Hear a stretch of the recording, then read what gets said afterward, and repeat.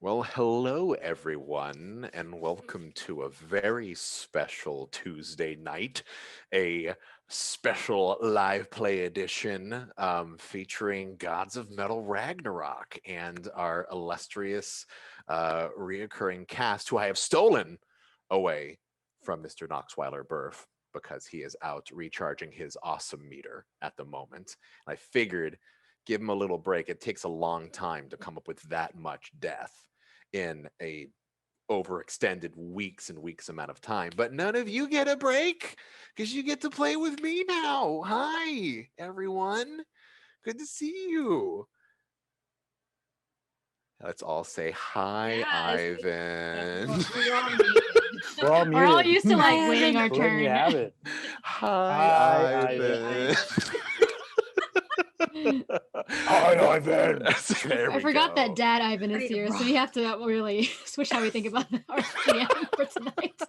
Well, you get to play. This is my playground today, and yet it is dark and it is metal, and you might have fun, but there is also, we're still playing games, y'all. It's still having a good time. Michelle, I haven't seen you since we played Altered Carbon together. I know that was a million years ago in the Bi- before times. That was in the before times That was in January. when I could like pat you on the We like arm hugged. and be Yeah. like, "Yo, what's up?" But it was fun. Yeah, it was good. Good times. May, it's always good to see you. I'm so happy you got to come on board and play on our channel with us. I hope you're having fun. Well, I'm having a blast, and I'm very excited for this because I know I've been to a few of the play tests for this, and I found this quite entertaining, and it's my aesthetic. I like Yeah. it. Yeah, no, I'm actually happy for it too because you're in my little Venn diagram of like, oh God, if like actual metalheads like this, like not just one, but a few of them from different selected categories across the run, then like maybe it'll be okay. And Luis, I know I've known you for forever because of all the work you've done, but we've never really had a chance to sit and actually play and do I stuff. know. And we have So not been in person.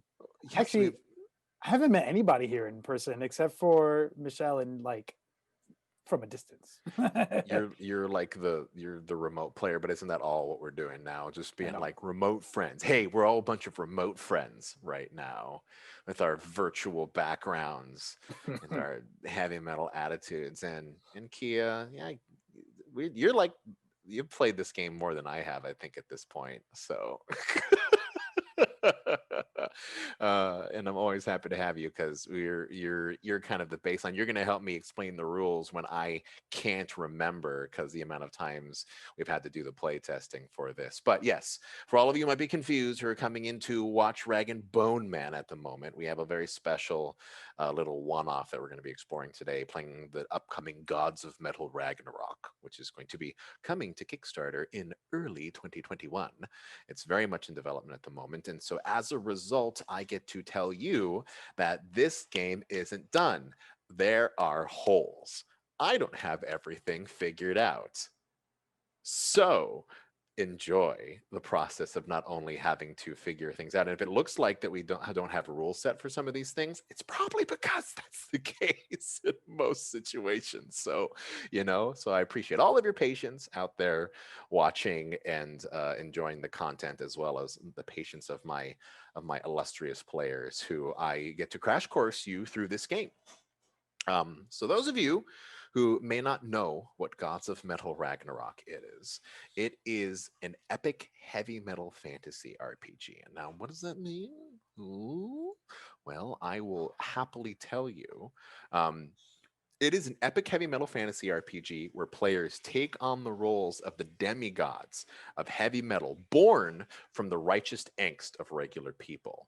In the land of Mundania, regular people live in a world filled with monotony and efficiency. But meanwhile, the metal gods of Ragnarok observe this land of Mundania and choose whose heart is filled with adventure and the desire to find glory. Then the gods bestow upon these chosen mortals an avatar, a reflection of their true form, which once in the world of Ragnarok form bands of adventurers and seek and destroy the enemies of this heavy metal album inspired world. So it's pretty cool. and you're basically not playing one character. You're playing like two characters. You're playing your Mundanian, and then you're playing their fucking epic avatar of Ragnarok in this crushing, awesome world. We have a lot of cool things planned up for the Kickstarter, but that's not what we're doing today. We're talking about literally how we want to run into this. So I want to introduce the avatars that we have in place, and you can see them. But I want to say the names because they're fun right now at the moment. First, we have Carthusis, who is our reoccurring doom. You're a howler of Fenrir, right? Is that right? You are muted, my dear. I care about you, but you are 100% muted if you're trying to speak to me right now, Carthusis. So Carthusis is. the howler of Fenrir. Howler. There is 6 metal gods in the world of Ragnarok. Fenrir, who is the power god. Kekatari, which is the speed god. Asnubaba, which is the doom god. Diomedes, which is the glory god. Shrika, who is the style god. And Calamity, the death god. Yes. So those are our 6, and those are the real bro. They all have their own domains. They all have a breakdown. If you've been watching any of our programming, you've seen some of the art that Caleb Cleveland has put together on this. This is a real early version of Calamity that we had when my buddy Brian Craba was literally painting this on a effing canvas, stuff like that. So that's a real early version of Calamity. They've gotten a lot more curvaceous and a lot more Lady Death since that time, but that's beyond the point. Yeah, you're gonna be playing Carthusis today, and Luis, you're gonna be doing Sabatoth. That's the best name. You are also a howler, if I'm correct, right? My Howler. shredder? Or you're a shredder. That's right. Mhm. You are a shredder of Calamity. Yes. Yeah. Dealing all of the damage in the name of the Mistress of Death at the moment, which is awesome.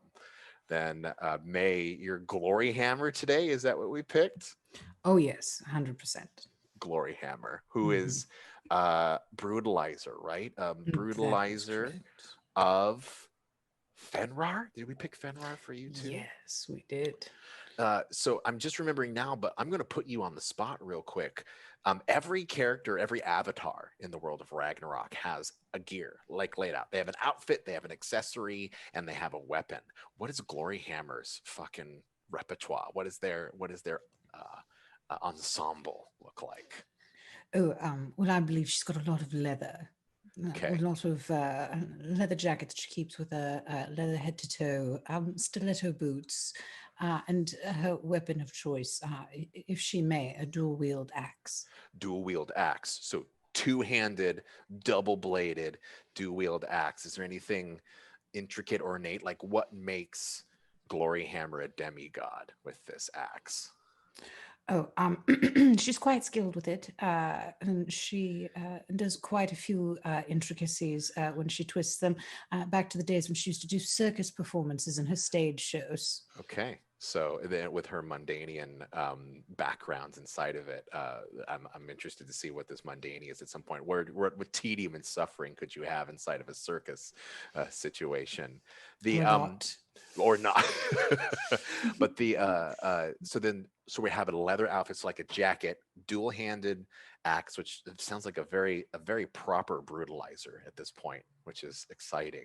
Is there an accessory that Glory Hammer brings to the band at the moment?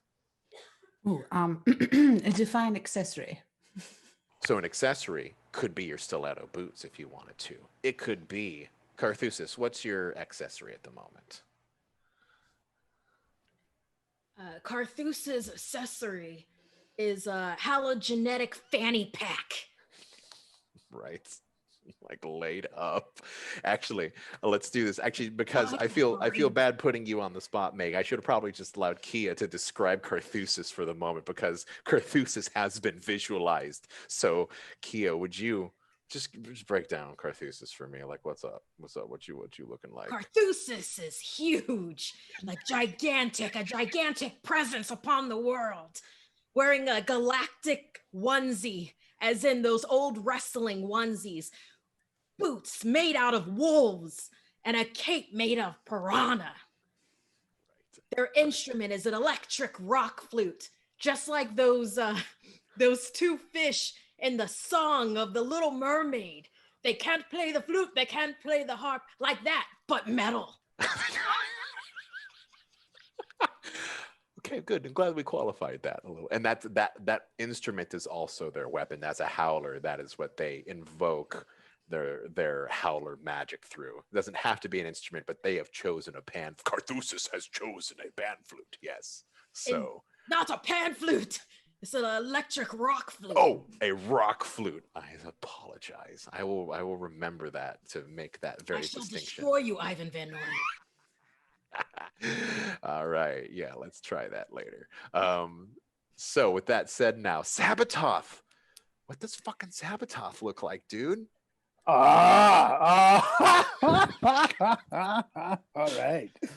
So Sabototh is not as huge, to be fair, almost as huge. Avatars in the world of Ragnarok are larger than life. Regular denizens are about our size, right? So, but avatars can absolutely be huge, like Carthusis, like 8 feet tall, right? Totally okay. Nice. They can also be diminutive as well too, so they're not limited to only being huge. But since avatars are larger than life demigods, all of you can have fucking Herculean proportions if you want, because that's just what it is. It's a heavy metal world. So then go ahead. Yes, then I am okay. So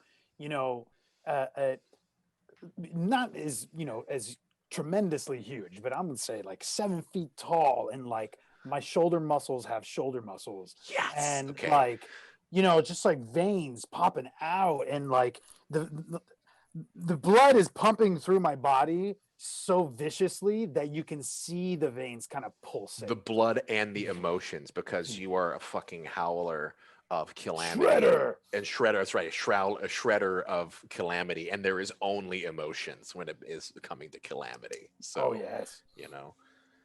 So, and I decided to accessorize with the bones of the things that I have defeated in battle, basically. Like a belt or a bone. What do they call it? Like when you put ammo on it, but it's bones. Bandolier.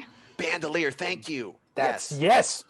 And and so and like shoulder pads are like like the saber tooth tiger teeth like sticking up.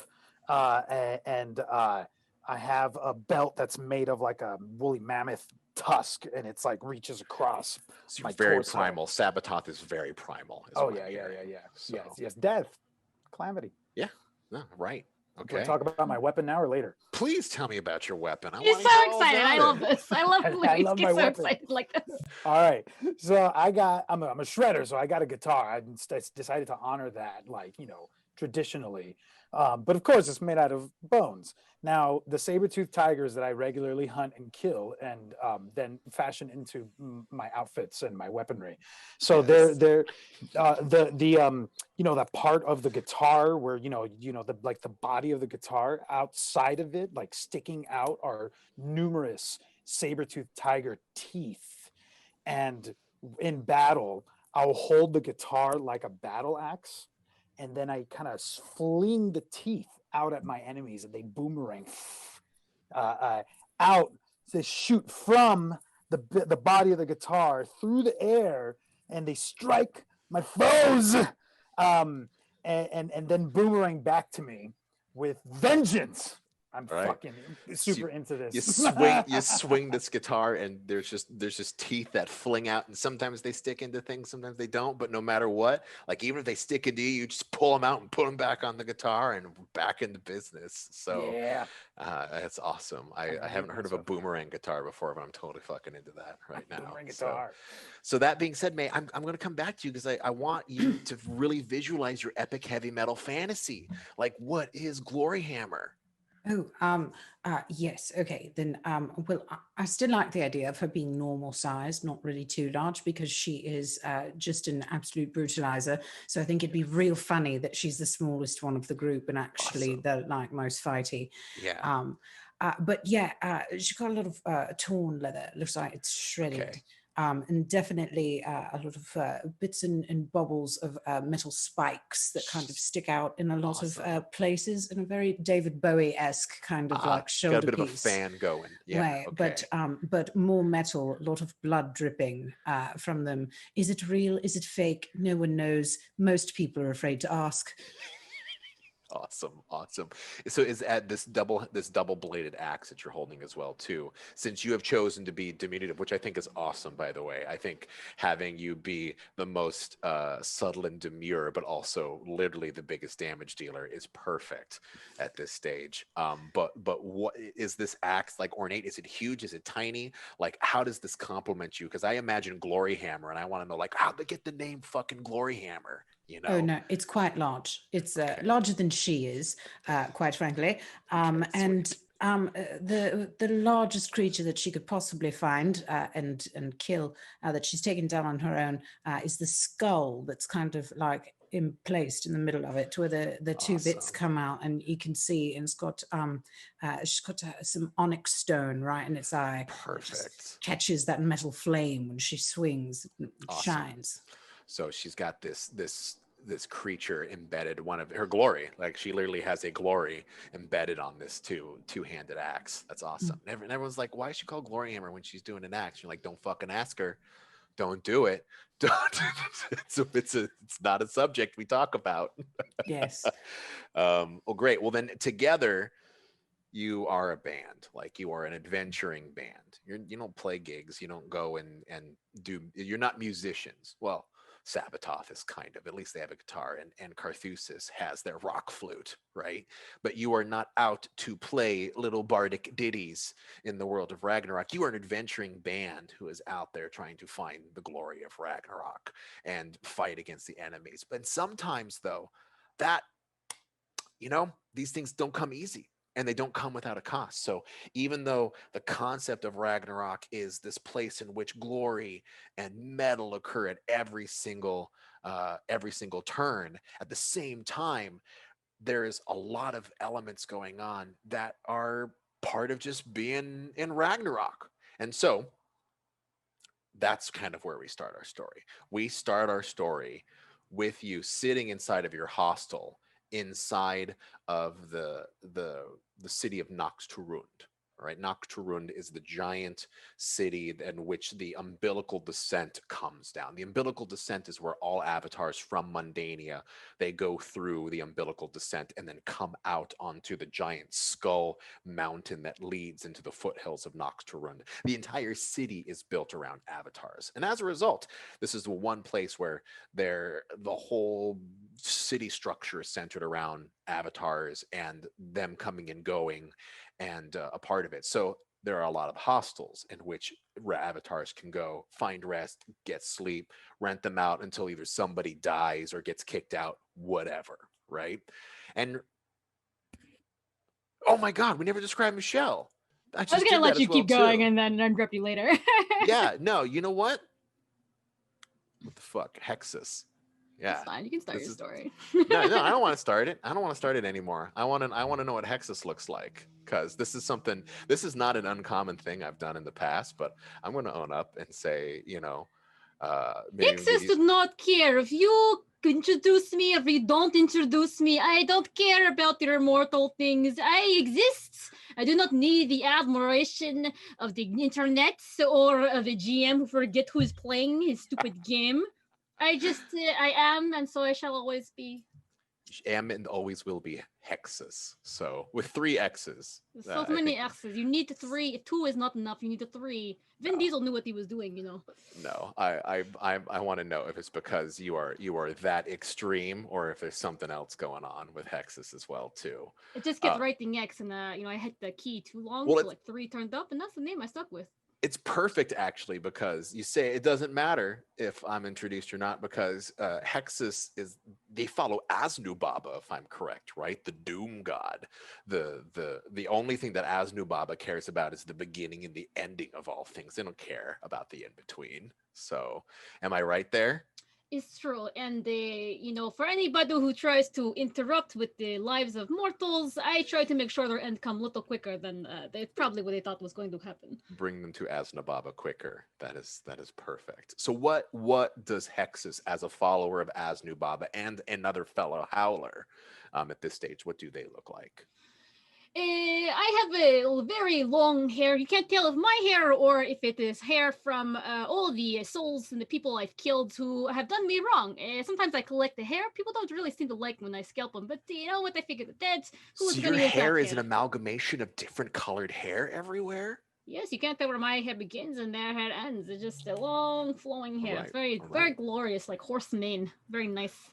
So it's braided in. Does it all have the same, even if it's like curly and straight in texture? Does it, or is it just like, you said, like a horse's mane that just comes down and has all this different hair types inside of it that you just magically imbued into it? Or is Yeah, it so just like I probably about like 90% hair. You look at my body, you look at the hair, hard to tell where body is inside of all the hair. Lots of hair, so much okay? hair. That's you're like the fucking cousin it of Ragnarok. I'm totally Yeah. into this. So my outfit is the hair. So that's how I get my summoning Okay. ability, my defense, all that stuff. Okay. So your outfit is your hair. What's the Yes. weapon and what's the accessory?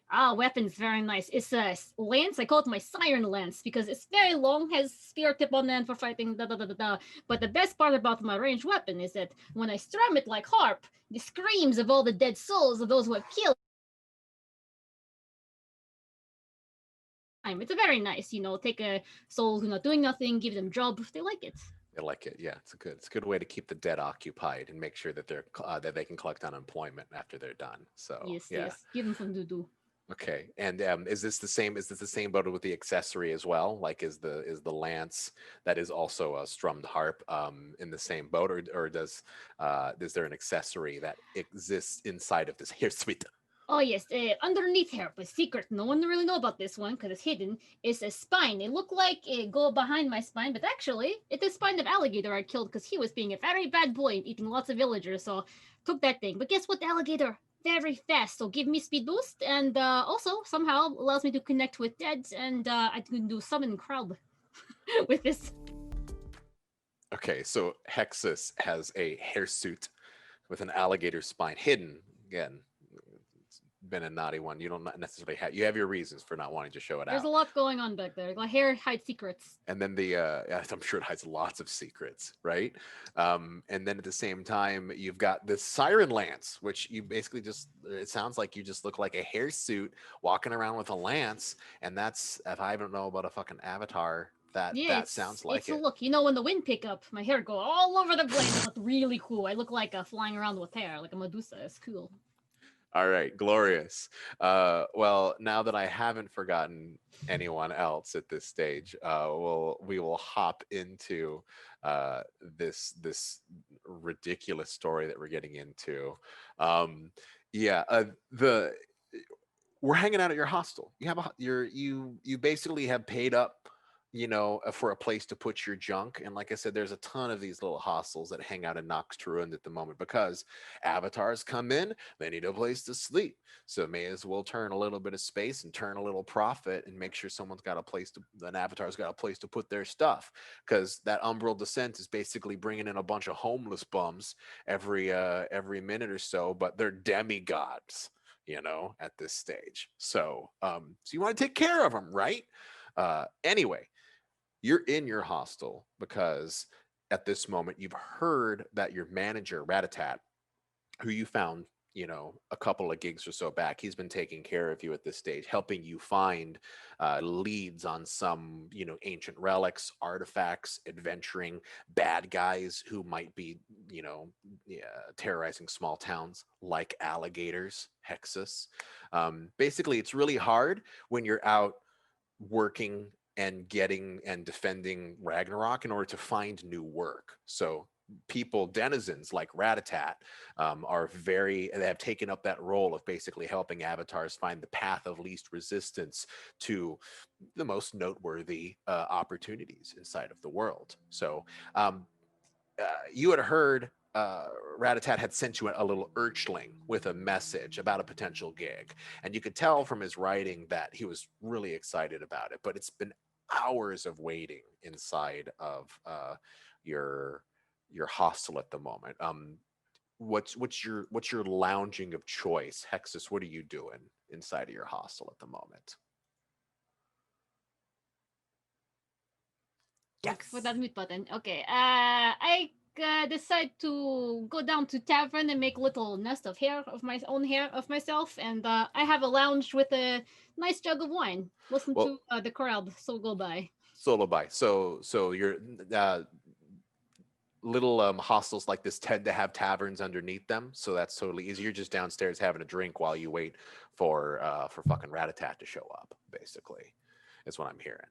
How about you, Carthusis? What is your lounging option of choice in your hostel? It's pretty basic, by the way. It's got like avatar-sized bunk beds. There's a filthy food prep area, and discarded drinks and stale food stink up the room. And there's a few, but the good stuff is like you've got a few artifacts from your prior adventures on display, hanging up against the walls or just like propped up against the back of the Is door. there a giant penny?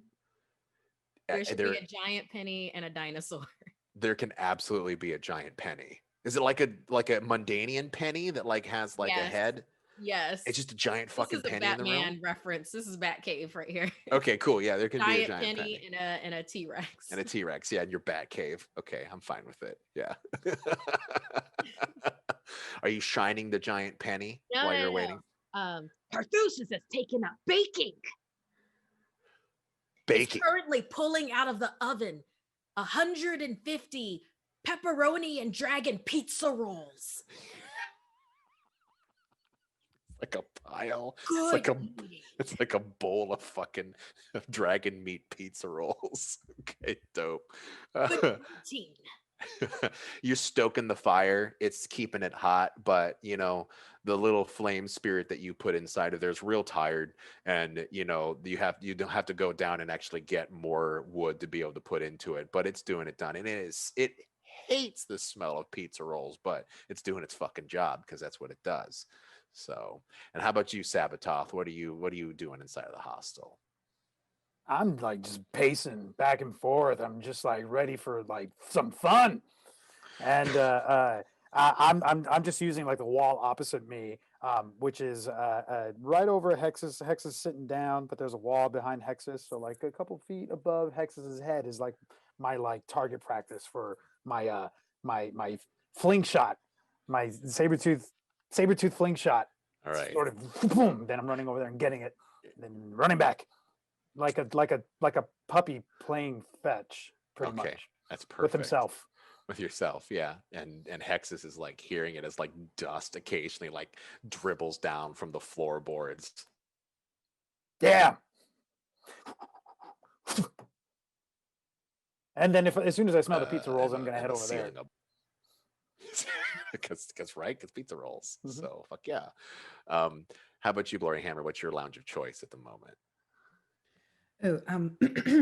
She's currently sitting on a very ratted fainting couch, playing the electric cello, Holy Diver by Dio, and gleefully bending with it as she plays and going, there's a faint smell in the air. I believe men will die tonight. Perfect. Awesome. Well, as you strum out a few licks or two, waiting for your licks and chops, suddenly the door just bursts open and a mousy tiny denizen slams open the door, carrying several large bags inside of his hands, and appears to be yelling at a very tired looking imp who's kind of flapping close to his face, which is shrouded in a hoodie in which both of his hands have been shoved into. And you hear Ratatat turning and going, okay, you got that? Repeat it back to me. Ratatat formally wishes to, the esteemed Ratatat formally wishes to accept the offer and will ensure the clients will be briefed on the situation and protocol. They will depart immediately, and and we appreciate Lord Hussak's business and look forward to working with him more in the future. Right. Got it. All right, just go. You watch as the imp turns onto itself and blinks out of existence. As it does, Ratatat turns to all of you and goes, "Ah, Gloriamma, it's looking good, sounding good over there. Oh, is that pizza rolls? Carthusis! Hey, you're so smart. Ah, fuck, I get another goddamn alert. At least the imp's done. All right. So, I got good news. Hey, where's fucking Hesu?" Looks around and looks and notices that Hexus isn't in the room. Goes, "Where'd fucking Hexus go? Thought I told you all to wait here." We're all here. What do you No, mean? we're- What do you mean? Hexus is enjoying their drink in the tavern. Oh God, always down in the tavern. You know, we don't necessarily have the clout here to be getting free drinks every single night. You know, I can't be putting up their tab every single evening. They're gonna fucking drink themselves and get all sticky in that hair suit of theirs. All right, am I gonna go get them, or one of you gonna go? Fine, I'll go get them. All right. I'll go. Runs. And you see Carthusis is carefully, like, there were 4 piles of pizza rolls and now they're trying to make it into 5. Like, I got a handful of those on my way out too. Are we? the numbers are off now. Are we right above the bar? Fall. You're right above the bar. Yeah. So. While he's running, Gloryhammer would just like to punch through the floor right down and pull Hexus up into All right. the apartment. So you punch your hand right through the floor with your delicate cello playing hands for the moment, just shoves through. And Hexus, you see what is very distinctly Gloryhammer's hands come through the floor as a bunch of denizens who are drinking and a few avatars kind of like look up and are like, huh, and then go back to drinking immediately and doing whatever they were doing. Hey, Gloriamma, is that you waving hello, goodbye, or is this a summoning hand you're waving at me? Oh no, love! I'm going to pull you up, and then when Sabroth comes around, I'm going to pull him back up too. Okie dokie. I take like half my hair and throw it at your hands, and then when Sabatot comes over, I just give him the other half of my hair, so you kind of have like a hair rope situation. All right. So as you all kind of like swing up in the most ridiculous Rapunzel maneuver that could have easily been avoided by stairs, but why the fuck not situation, you're Hexus, you were forced through the rest of this paper thin floor as you punch through the ceiling and then come back up, making a significantly larger hole than what Gloryhammer made originally with their hand punching through. I mean, you're fine. It doesn't feel good, but you're fine. And I guess it looked good while you're doing it. Sabototh, you climb up like the ropes of Hexus and come in and goes, Radical goes, "Oh my God, there's fucking stairs, you guys. Like, Jesus, does everything have to be a show?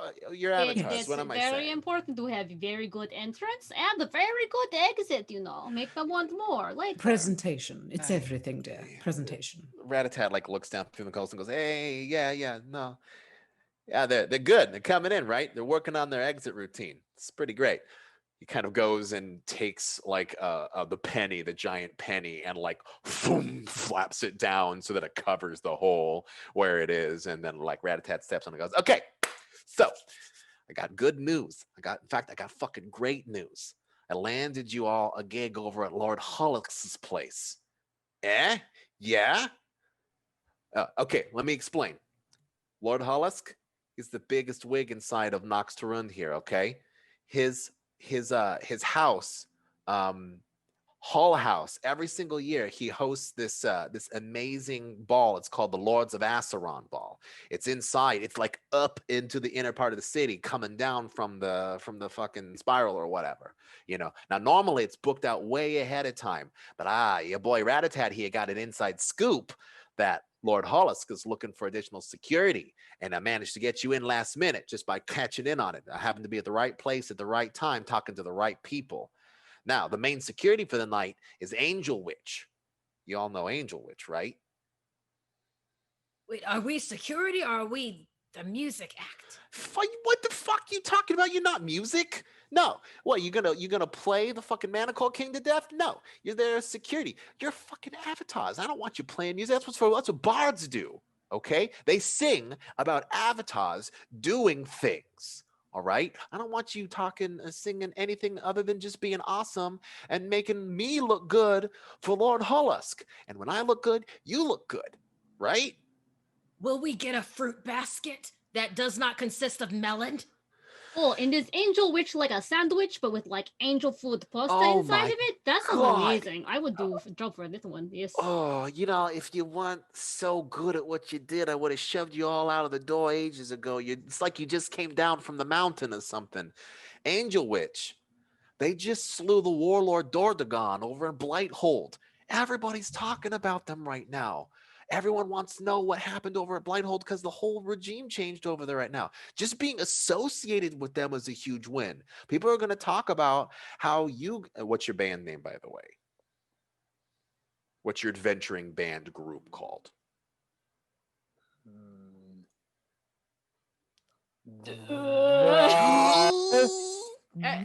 Everybody Wavering. pick a word. The wavering what? The wavering cart. Damn it. I was looking at Carthus's name. That should be in there somewhere. You think about your beautiful composition. You've got a primal, howler screamer mixed with the hair. Glory Carxus Toth.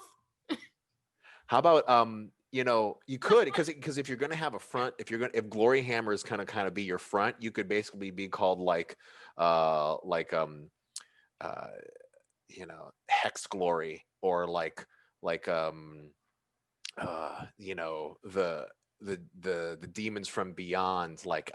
We'll put a pin in it, and when you guys come up with the right name, we'll get into it. Just by being associated with fucking Angel Witch, you guys are gonna be.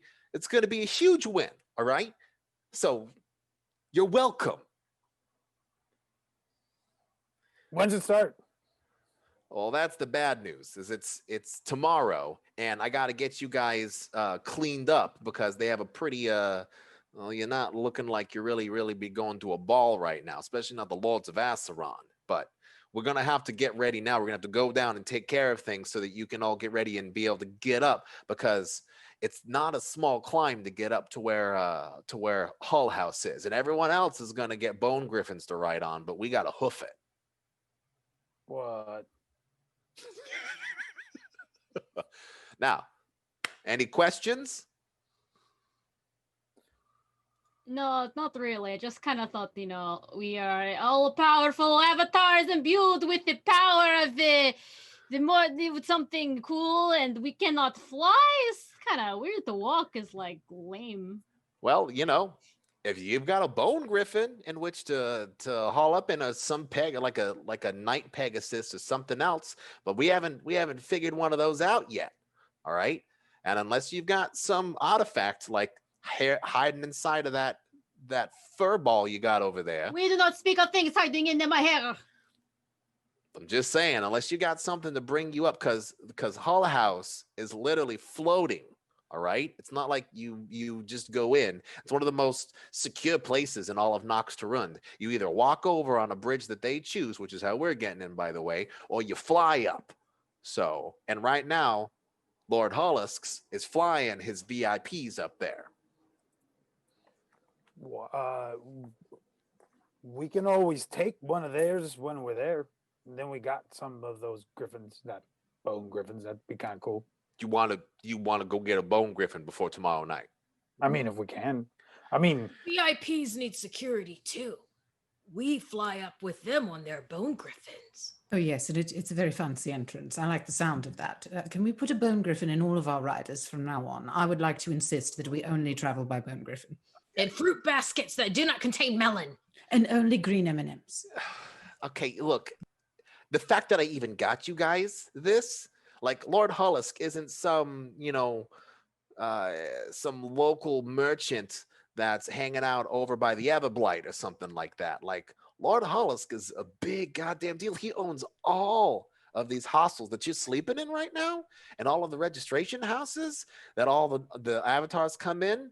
He's managed all of the biggest groups that have come in at this moment. I mean, he's not small tickets. When I go and secure a bone griffin, like it's gonna cost me a whole lot of cash, if not a whole lot of favors, just to make that happen. He's got a stable of them up there. All right. Now I'll do what I can. I can ask to see if maybe you can ride with one of the VIPs going up there, but that's about the best that I can do. And you're gonna have to do something to show me that you're ready to make this sell.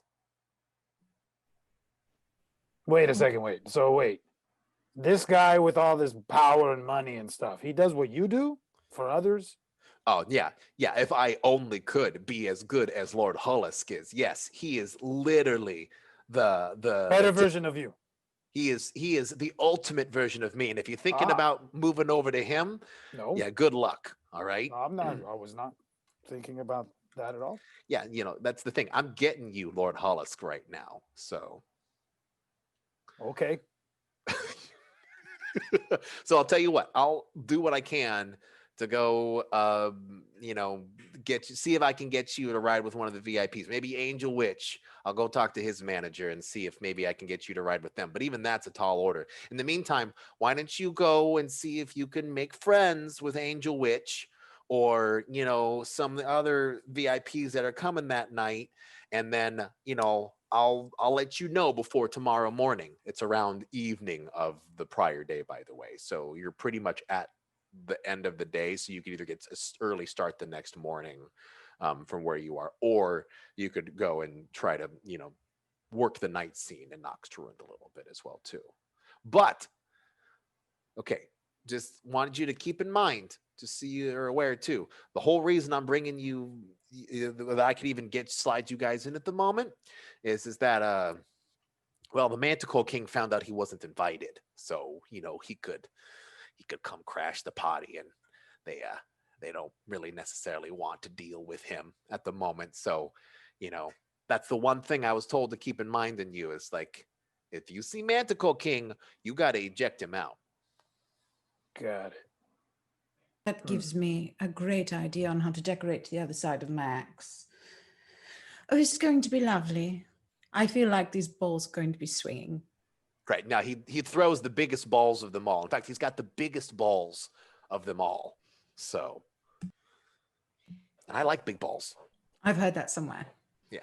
All right. Well, I'm going to go down. I'll see what I can do about Angel Witch, but I need, sauce him up a little bit, get a little of that avatar grease going, try to make some buddies. All right. Tell Angel Witch that we shall compliment their leather pants and burp in unison. All right, Cathusis, I'll do that. Great. He kind of grabs a pizza roll on the way out and starts walking out. You hear him, his little ratty tail is kind of swinging out and slaps against the back of the door before it rebounds onto the other door frame, and you kind of watch as it trails down and boop, boop, boop, boop, boop, boop, as he starts making steps down into the tavern below, as we've all discussed. So what do you want to do? You've got a night and a day, and it's going to take about half a day to hike up Noxtrund, just to hike up the Skull Mountain, in which is built around Noxtrund. Noxtrund is built around in order to make the climb up to then get onto the attaching bridge leading to Hull House. How long is it for bone griffins, though? Bone griffins, you just fly that fucking shit up. It's like 15 We never minutes. quite, Bone griffins. we never quite covered what Glory Helmer's accessories did, and you mentioned something about the stilettos being something. What is within the realm of possibility, if anything, that I could do to possibly make my shoes get us up there faster somehow? So, your weapon, your accessory, and your outfit all have abilities attached onto them. Right. So right now, your accessory, Glory Hammer, the abilities that are attached to it are your light I and your make shiny things. yeah, you make light Never and you have an mind. attack boost attached to it. So there isn't any way to make it faster. There is in the game, there actually is a fly. But you have to it's kind of like a fly spell in D&D where it's a limited amount of movement and things you can do, and you can keep making it better and better by investing more into it. But right now none of you have a flying ability, which makes being a personal carriage kind of off of the menu at the moment. So either you got to do the walk of shame, or you got to secure your own fucking cool way up to Hull House, and then make sure Ratatat knows about it, so that he can register your ride to get up there. So Glory Hammer and Carthusis have the same ability of create light on an object. yeah. That does the light within 20 feet. Would it be possible for Carthusis to trade that in for blinding an opponent within 5 feet with a flash of light? So you want to do I think we have it. It's a blind or something into it. Yes, the short answer is yes. You can absolutely, if you have a redundant ability that I didn't notice, you can trade one out for. I just want, because like the party, like we already have a light bringer, so it would Yes. just be like shine the glory of Carthusis within 5 feet to Yeah. then blind someone. Yeah, We'll see no, if that ever comes into play, but I'm totally okay with it. Yeah, you've made the ask now, and it has been accepted. So later down the road, if you say I want to do that blinding flash, you can write it in just so that we don't forget. All right. So so what do you want to do? Okay, everybody. I know we said we want to fly there. We don't want to be like lazy bum walking up mountain. But did you know that mountain called Skull Mountain, that's pretty metals? You know, you conquer the Skull Mountain. So like, I guess we could walk, or we going to town and steal some horses. Hey! I am good with stealing. I'm good with stealing or riding bone griffins. Yeah, like I don't know how how we summon Bone Griffin. Is Bone Griffin a medium-sized animal, or is it like a big-sized animal? It's a big-sized animal. Okay, I can't summon that crap. I can summon medium-sized animals. So if you want like a bunch of, just kidding. If you want like one dog, I get you that, but not a Bone Griffin. Why don't we just take angel witches? They won't expect it, and they won't know it's us. I don't. Because who would dare? I don't think you could do. Yeah, I know how would you do convince Angel with that. No, I have a plan. Okay. We're supposed to be security anyway, correct? So if we just show up and say we're with the band, essentially, and we're there to protect them, I believe each one of us might be able to get on one of those griffins and then meet up once we get there. Yeah. Just ride along with someone else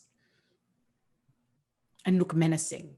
If the We're good at that. Griffin can take more than one person, this could plan. I don't know how much weight they can carry, the capacity. So and you can ask more if you want to go get Ratatat back in order to kind of ask what the Bone Griffin situation is. It's basically carriages drawn by Bone Griffins. So they're these like, you know, they basically fly them up in this kind of majestic way. The carriages have a little bit of ancient tech attached to them, the Dakmil kind of archaic energy.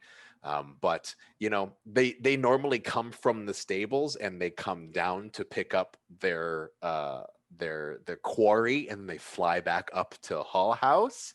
You know, there is a world in which you could play that to your advantage if you want to get more information on it. But I don't know. Let's keep going. What's the plan? What do you want to do?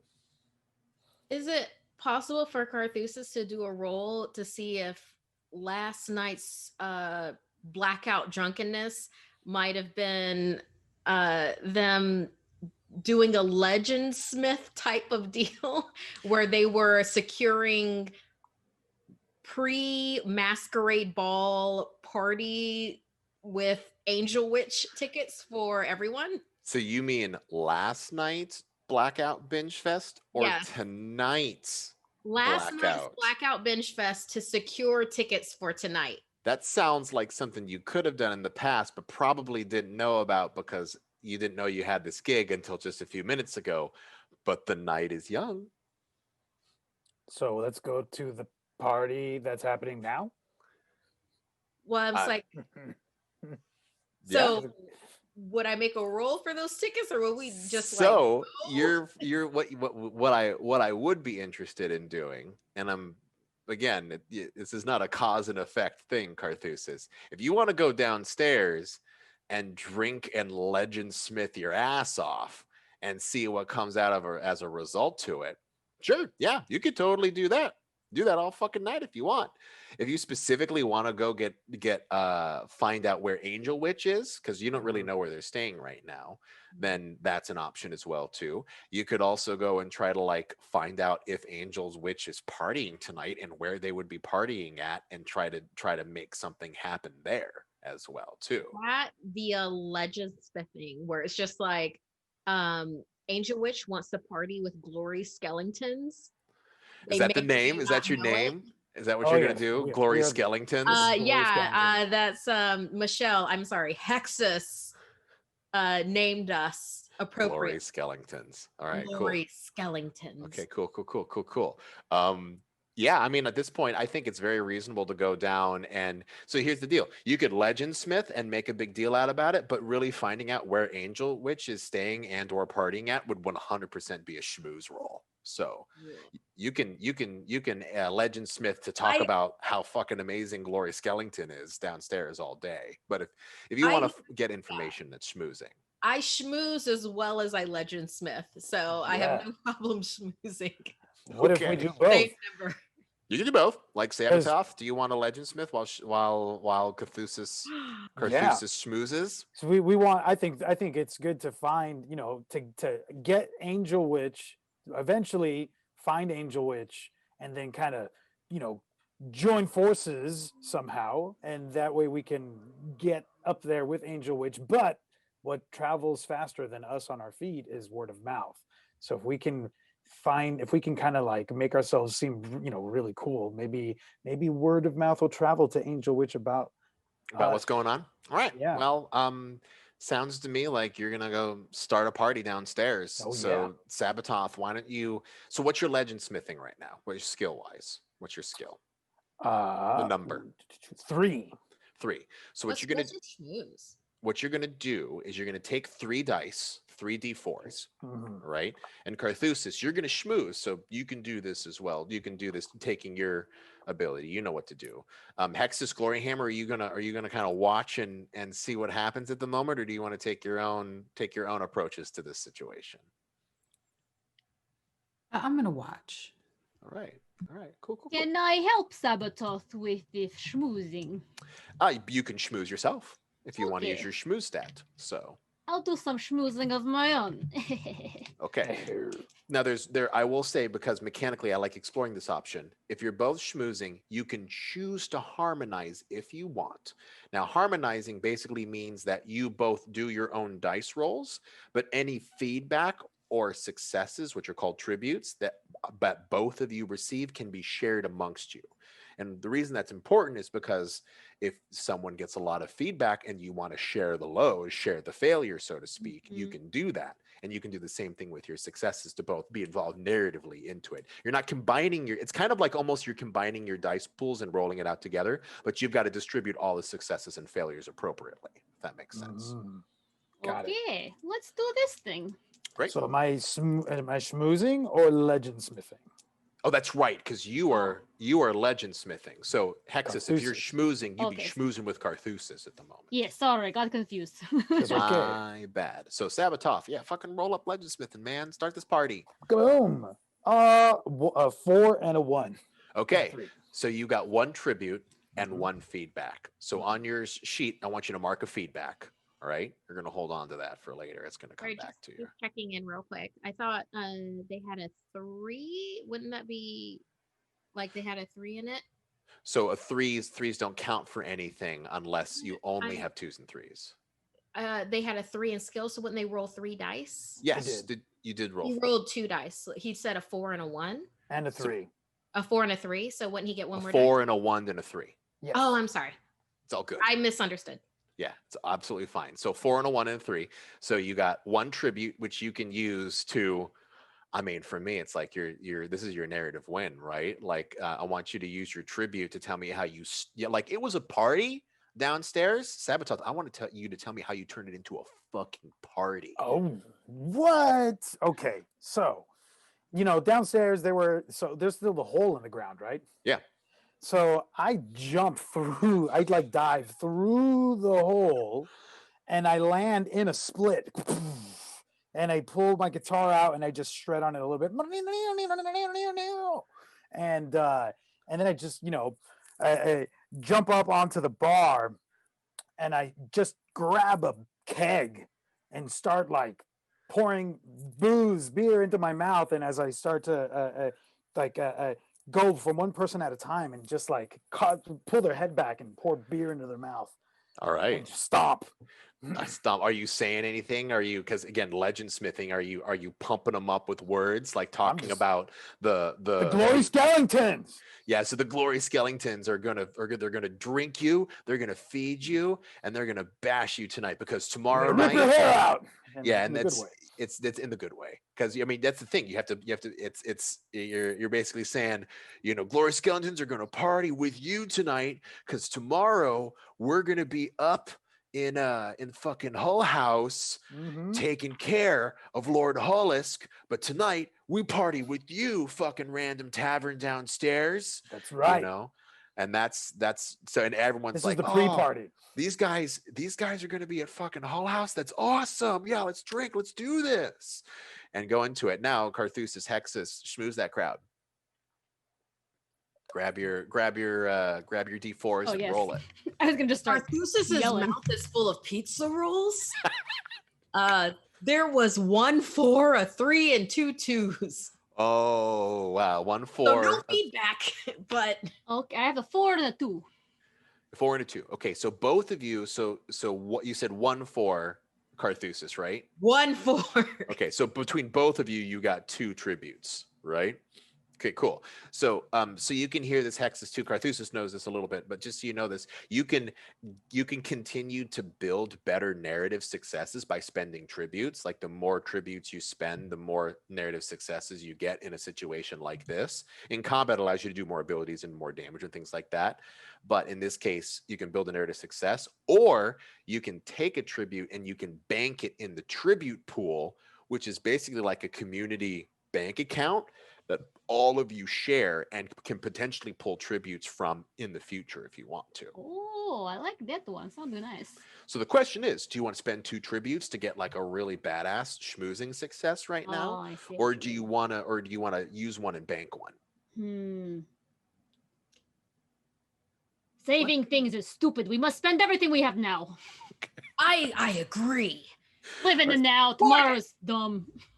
All right, so Hexus and Carthusis, I want you to not only tell me where Angel Witch, like talk about where we're getting Angel Witch tonight, but also basically they like take you there as part of the like, hey, we're doing this and then we're going to move into it. But we can role play that out if you want, or we can literally just have you tell me who you're schmoozing with that kind of takes you to the party, so to speak. So who takes you to Angel Witch after you schmooze with them a little bit at this fucking ragtag pre-party?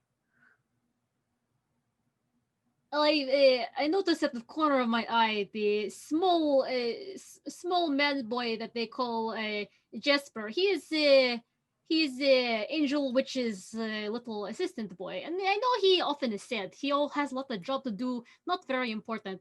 So I go Jasper's over. runner. Okay. Yes, yeah. Jasper. And I go over to Jasper. I let him know he's doing a very good job. And I let him touch my hair. And I think he's very excited about this thing. Whoa. Hey, well, shit. Hexus, right? Yes. This is my name, 3X. Oh, sorry. Don't want to tell you how to spell. No, it's fine. I can't spell anyway. I'm completely illiterate. Wow. This is... Yeah, I mean, they told me that like Hexus of Glory Skeleton was like all hairy, but I can't even see your eyes in there. What's going on? It's all their secrets. That's what they say. Lots of secrets. There's secrets in there? What? Yes. Really? Like, okay, so you got to let me know. Is there like artifacts or like, do you have cool stuff in there? If I tell you, it's not a secret. That's not a secret. Oh, okay. Send you to Hades. It's not very fun. Yeah, I don't want that. You want to meet my cool friend, Carthusis. She is better with words than I am. Oh, okay. Carthusis, come here, baby. Oh wow, Carduceus 2. comes over and finishes and swallows some pizza roll. Oh man. Do not Stupid. mean to interrupt your pizza roll devouring, Carthusis, but you met Jasper. Jasper is Angel Witch's right-hand man.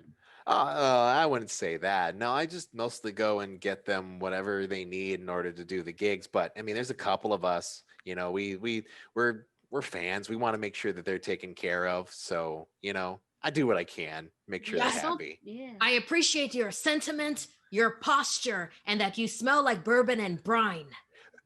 Yeah, I mean, that's really observant of you because I had fish tonight. Wow, like does the whole like the I am one celestial? with nature because I am with Finrar.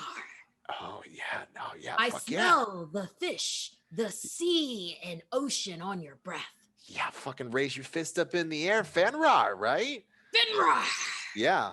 Roar! Can I show up right there? I show up and I pull his hair back and I just pour beer down his throat. You kind of watch as like you're pouring booze down his throat, and he's literally choking as he's trying to just pull gulps of booze in from each one. And he finally he pulls his head back and coughs, and he watches like a foam bubble like pops out of his nose as he like puts his goes, whoa, oh, and he like holds. Oh man, that is ripe.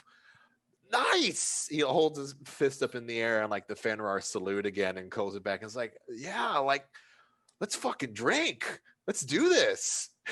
As all this goes down, I just walk by very casually and gracefully and just pull a confetti popper that just shoots out. I'm like, right, so we've started the party then. Who are you? I'm a big nobody, Miss Gloryhammer. Like I don't know. I mean, you guys are all saucing me up, and I'm having a great time right now. I was just supposed to come pick up a keg of that in order to bring over to the band. Like, oh god, it's kicking in. Okay, there it is. Whoo! I like this one. Yeah. So yeah, whatever. I just help out Angel Witch. They're cool. Yeah. Scorpio is fucking Fenrir too, man. Yeah, like raise your fist up in the air, play metal. Yeah, you mean here's the deal. I gotta bring that, and he like looks next to him, and it's literally a 20-pound keg or a 20-gallon keg that's kind of right behind him. It's a giant like barreled, or what am I thinking here? Banded barrel is what I'm looking for, all made of wood. It's like, I was gonna get a cart, but the guy hasn't come back yet. You want to help me bring this back? Little one, we can help you. Yeah, no problem. And I'd like to walk over and see if I can pick it up with one hand. You can totally pick it up with one hand. It's the one of the benefits of being an avatar is that you're all fucking demigods. So whatever. It's like, I never bore a vet. That's awesome. It's so fucking weird. It's just Yes, you're so tiny. but do not forget we are in life to gods. So if we ask you a question, you need to like tell us answer, okay? Like just for future reference. As long as it doesn't break my NDA, I can do what I can. I don't know what that is, and you don't have to tell me because I do not care. All right, let's go to party. All right, yeah. I'm gonna bring the party. I'm like, yeah, let's go, and I'm gonna like create like a caravan almost. Oh, you're gonna create a caravan? I'm gonna bring the party. Yeah, it's like so they kind of get out, and Jasper, who is probably like 15. At this point, probably should not be drinking if this was any kind of real world, but it's Ragnarock, so whatever. Jasper's coming out and it's like watching as Gloryhammer is basically like carrying the party with them, right? As you're moving out, and Jasper kind of like is walking next to you, Sabototh, and goes like, "Hey, yeah, Sabototh, it's Sabototh, right? I fucking heard about what you guys did with the fucking ice trolls. That was awesome. Like, Yeah. did you really kill like 10 of them? Like at least 10. Just me. They killed at least 10 more, each of them. What? Really?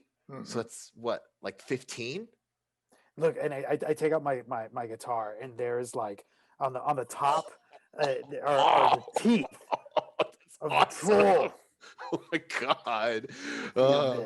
He like kind of holds on to them and was like, "This is so cool." you guys are crazy. I can't believe you're gonna be playing with them tomorrow. Or playing. I can't believe you're gigging with them tomorrow. That's awesome. We're gonna go to Hull House. It's gonna be so cool. I mean, I'm not gonna go to Hull House because I have to stay down and watch the carriage. But you guys are gonna go to Hull House. It's awesome. We can maybe, sneak you in. We're, What? No way. No, dude. I would like Angel Witch would kill me if I ended up going there with it.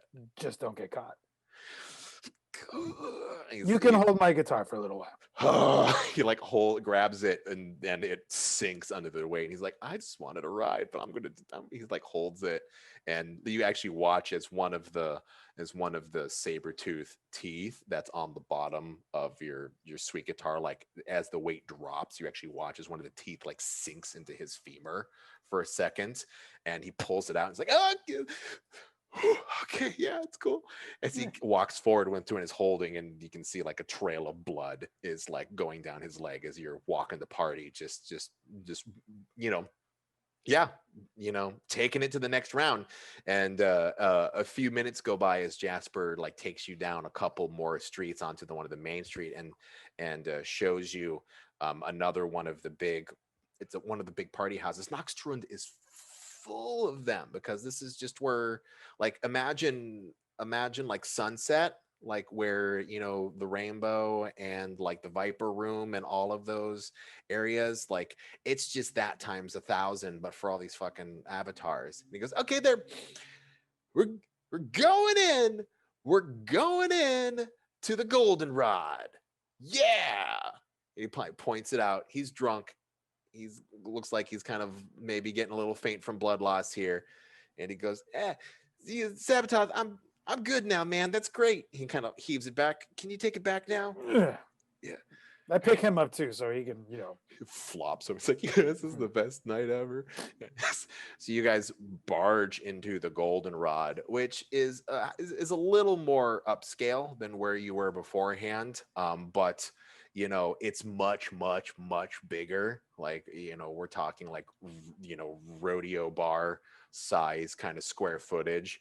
And as you swing the door open, Glory Hammer, you've got the barrel up inside of the onto your head, and everyone is just like looks up and looks and goes and just like, yeah, raises their hands up. They're excited as you walk into the fucking Goldenrod. What do you want to do? I raise the barrel up and I look back at the rest of the group and I go, I think we may have killed that boy outside. I just want you to know that if we did, I get dibs on his skull. And I just walk forward carrying. Okay. Yeah.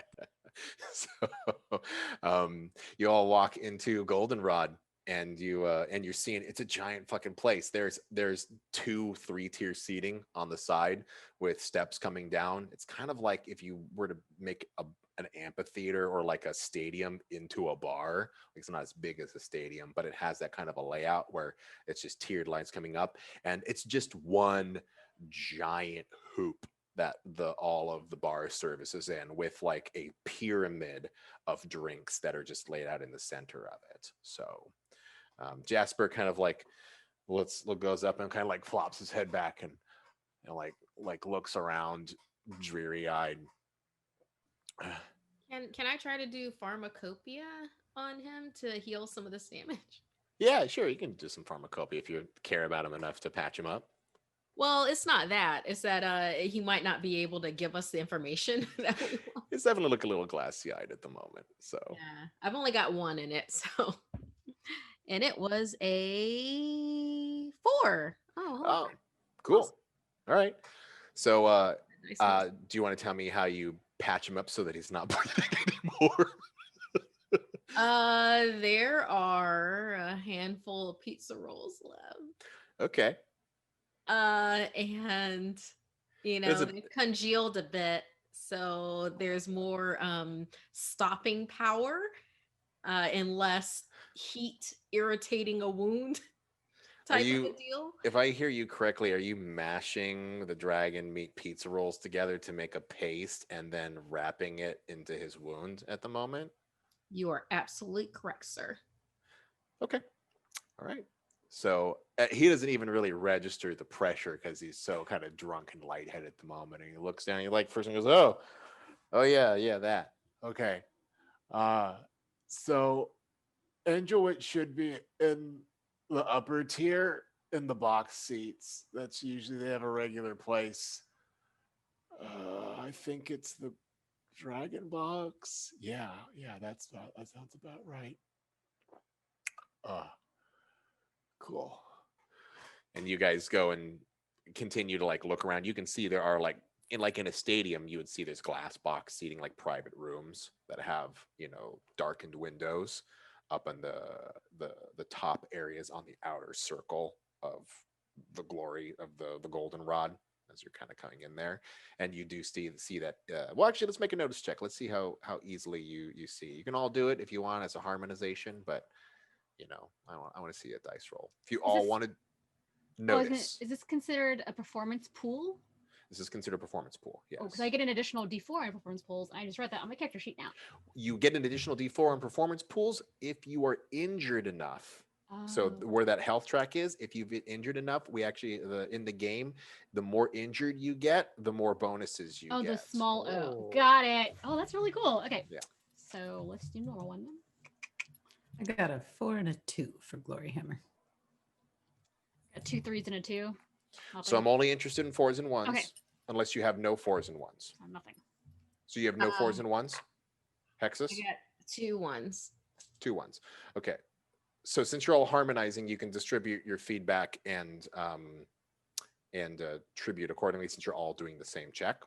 I'll suck the 2 feedback into mine since my halogenic fanny pack gives me extra 2 feedback. Your threshold's higher, right?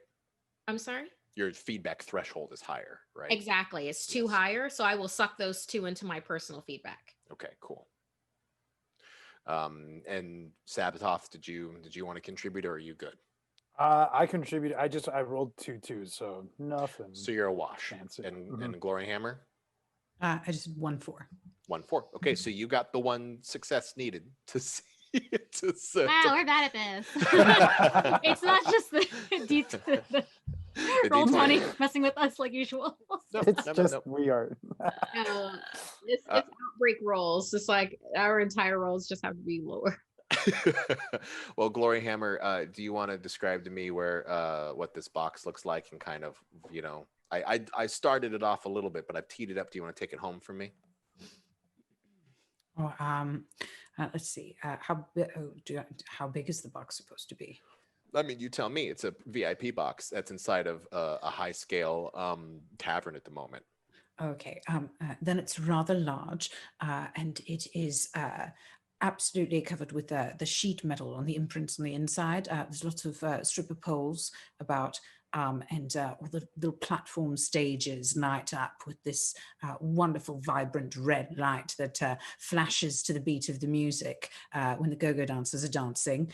And there's lots of red velvet around on the furniture because even though it's super effing metal, it doesn't feel good on your bum to sit on metal. So lots of plush fabrics. Lots of plush fabric. Yeah, the velvet is actually coming from a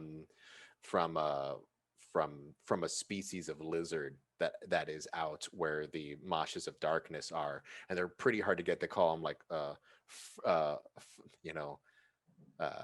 call them like fur babies is what they go into it. And so they go and this is the very exclusive fur baby skins that they've made these this plush furniture outside of. And like you said, there's go-go dancers of all different kind of denizens, because there's a lot of different denizens with lots of different shapes, body types, races, sizes in there, and they've got the best looking ones out on display right now inside of the glory around the goldenrod at the moment. And this is what you kind of notice as you get closer. You can kind of see through the windows this kind of stuff happening, and there's a very large kind of looking gentleman. He's a denizen, but he's a huge guy who's in there, and he's kind of got like a black tunic on, with a pendant that's a gold symbol that has the angel witch kind of emblem on it. And he's kind of out the door and goes, wait. I'm sorry. Can I ask your name and why you're here? We're Glory of the Skeletons! Should we roll a schmooze? Yep, you can roll a schmooze. Roll it. Sabototh, you could, if you want to make that your schmooze, if you want to make that intimidate, either one. So, Woof. Ooh. I could use help. I rolled though, but I got a 3 and a 1.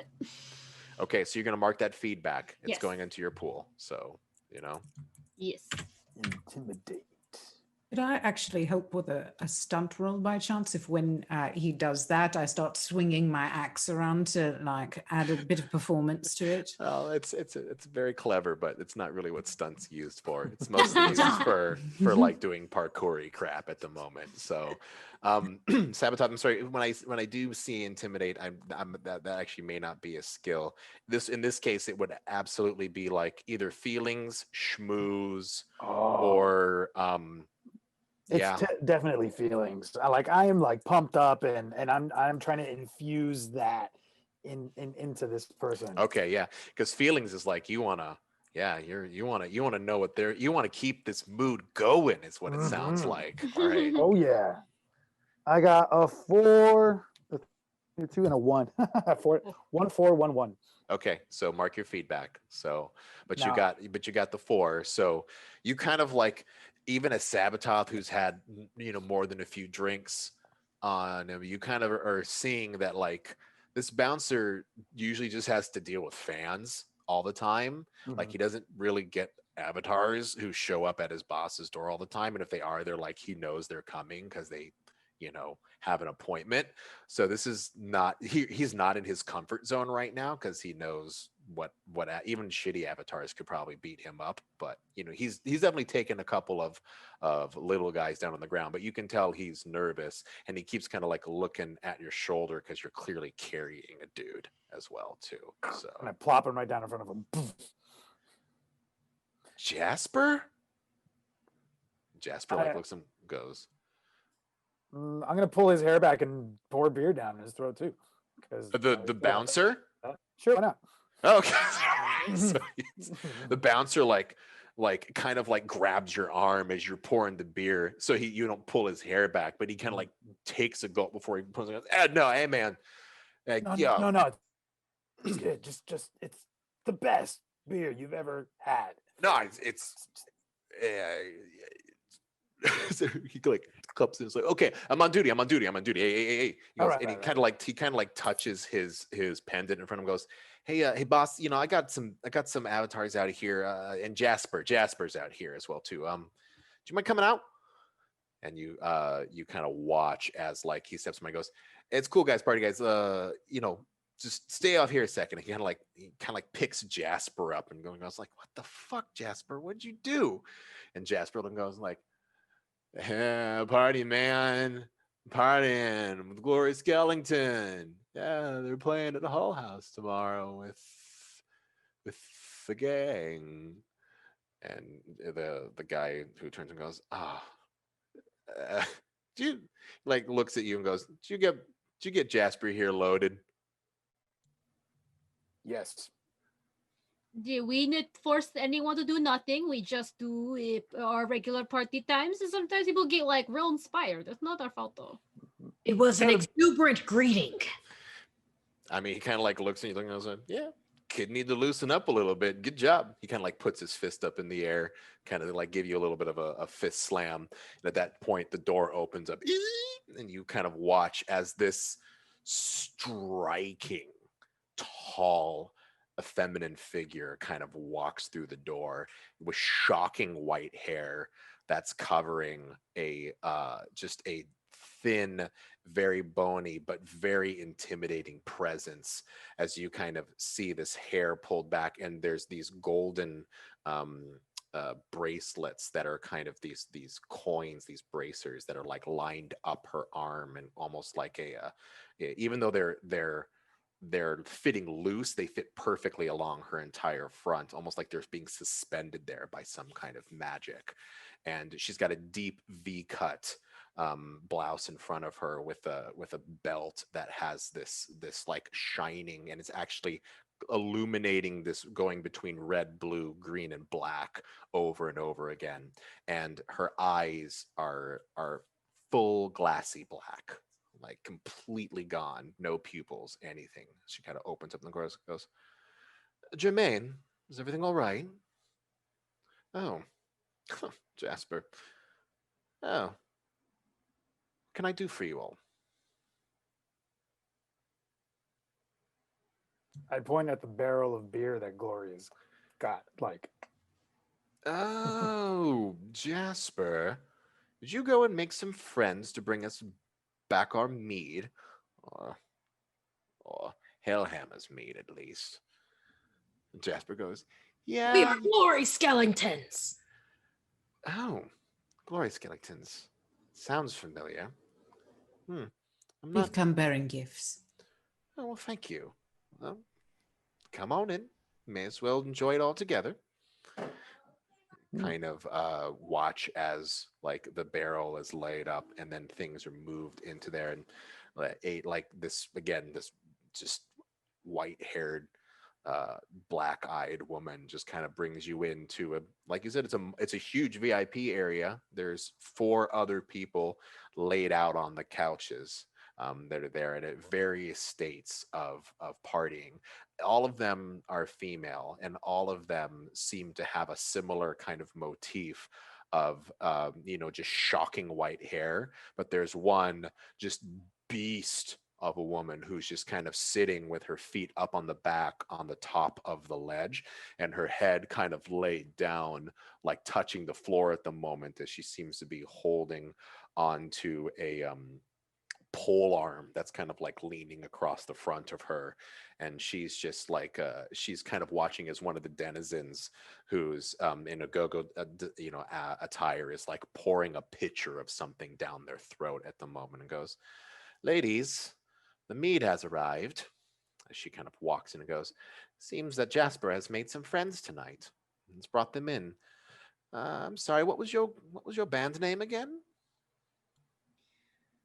We Yeah. are the Glory Skeletons. We do not do music, but we do adventure and great deeds to protect those from this world who cannot protect themselves. no! Oh, oh. He Yes. kind of the giant woman who is leaning down, Sabotage, when you scream, like it's like a call and response. Like even with like booze going down her throat, you kind of watches this gout of booze come back as she yells back. "Roar!" And he kind of watches like again, it just like bloops out for the moment and falls onto the ground and goes, "Oh yeah, well, I would hope not. I think we're all very much past music at this stage. Glory Skellingtons, huh? Well, it's nice to meet you all. I hope you sit and enjoy us for a few drinks. Then I unfortunately have to call it a night. We have a big day tomorrow." So she kind of motions down and goes and basically waves her hand over the barrel of meat at the moment. You kind of watch as the top wood on the front like implodes into on itself, like the wood just cracks and implodes and poops into nothing as ashes kind of scatter in the air, and some of it dusts onto the mead as she takes a couple of goblets and like pours them into it and starts just handing out golden goblets, and Wells goes, Right, so Gloria Skellingtons, how did you find my Jasper tonight? Kind of like pet. Oh, what happened to you? She like looks at his leg, and, like turns it around and sees like the patch that's on his femur. He wanted to hold my guitar. And he hurt himself. I present my, yes, exactly. I present my saber-tooth guitar. Show it. Oh, what a delightful little man. He's always so anxious to impress everybody. He kind of like plops him down onto the poofy chair and goes, Lillian, would you get over here, please? Looks like Jasper got beat up a little bit. You kind of watch as this like woman who was laying like kind of like she was kind of just leaning back against one of the walls, like looking out into the party around, kind of like rolls her body down, and you kind of watch as she just as easily as taking 2 steps, like does a half cartwheel as she tumbles back over, and then like almost like a rubber bendy doll, like kind of looks over onto Jasper's leg and goes, sucks. Kind of like pulls the band and goes, is that fucking dragon paste? Who put dragon paste in here? Yeah. Well, good thing it works pretty well as a preservative. She kind of like rips it off and kind of smooths the paste back and licks her thumb and then just presses it as hard as she can into the wound as tough as possible. And Jasper like wakes up screaming like, "Ah! Oh God! Oh, Lillian, no!" and passes out. When he wakes up screaming, Glory Hammer's just leaning in his face, smiling at his sheer screams of agony. Yeah, well, Lillian looks at you and sees what you're looking at, goes, yeah, yeah, yeah. She's into the fact that you're into it. She really likes that, and kind of watches as it gets done. And when she pulls her thumb back, the wound's completely healed. Like it's just completely scot-free and looking good. So goes back and goes, what's your name?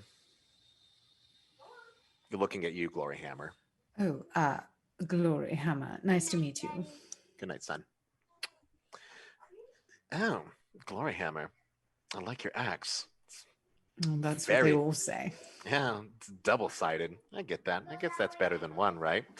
I'm Lillian. Well, She kind of like holds her arm out to, not a hand, like holds her arm out to you. I will do the same. Okay, she kind of like takes her hand onto your shoulder and like just runs it down into a single move and then cartwheels away from you in a single fluid motion again, kind of standing over there and looking out at the party again, but then catching a glance with you every once in a while.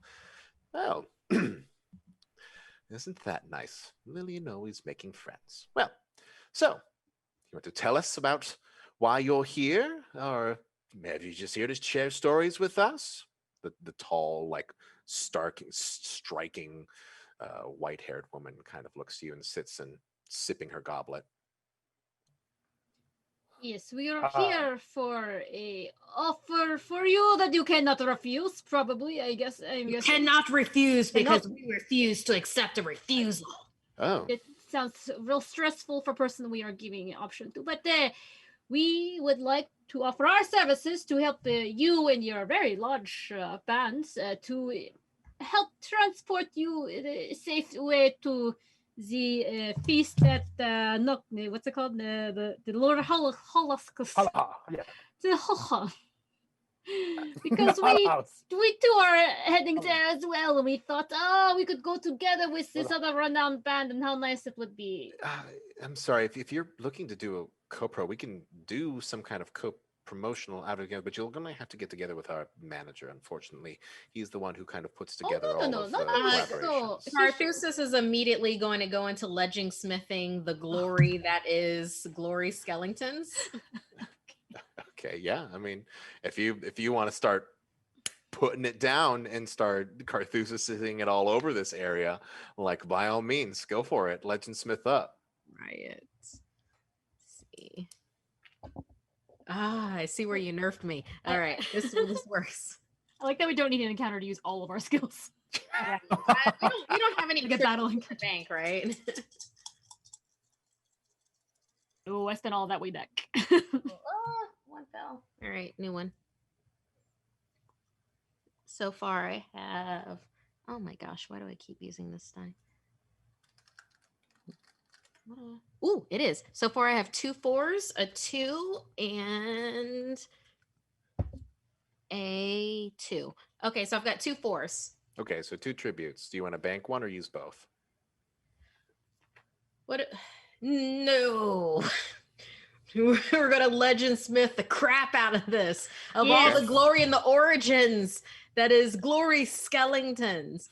Okay. No managers need to be involved. All right. Well, it's literally us and them. Well, as Carthusis, as you step up to the plate and kind of start, breaking down the glory that is Glory Skellington, right? You kind of like, she kind of sits and everyone is still sipping and drinking, but they are paying attention. They're listening to you, as you're kind of going through the trials and the tribulations.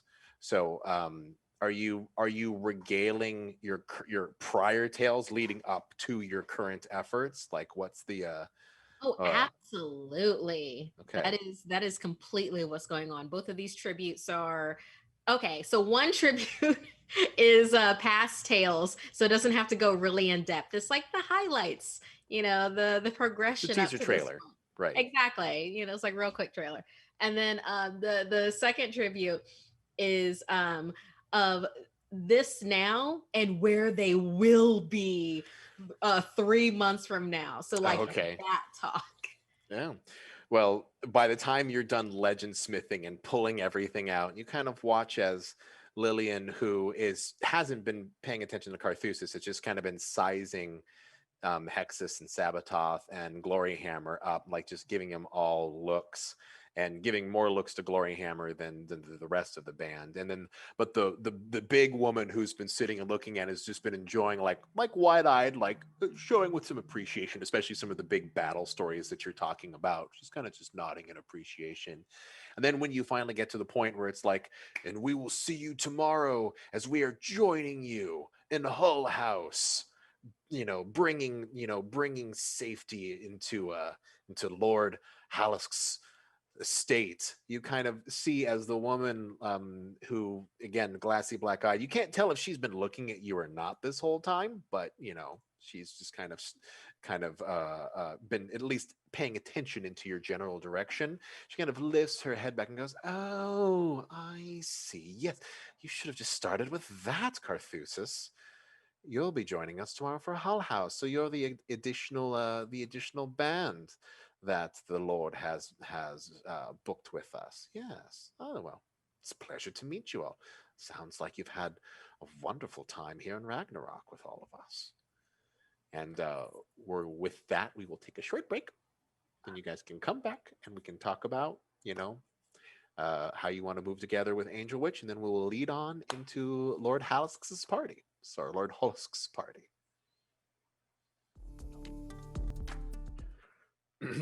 All right. So we just finished up our conversation with Angel Witch. So the question is, what do you want to do? Or I'm sorry, we actually didn't finish up the conversation. We just started the conversation with Angel Witch. So yeah, the lead singer, the band leader, kind of looks over at Carthusis as you finish doing this big legend smith and goes, "Oh, why didn't you just say so in the first place? I didn't realize you were playing with us. You're adventuring with us tomorrow, and Lord Holisk's house. It's awesome. It's great. Should have just We are started with also that." happy for this occasion.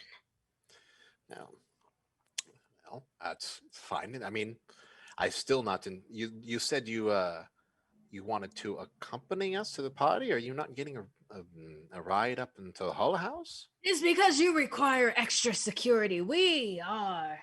Oh, we don't. Very- We are the security, Carthusis. We don't We're need. double security is needed. Yes, did you not just hear Carthus's great tale about how great also we are? So we could help double your security up there and not waste the economic, not waste it, like all the animals, make them tired, let them have day off, that kind of thing.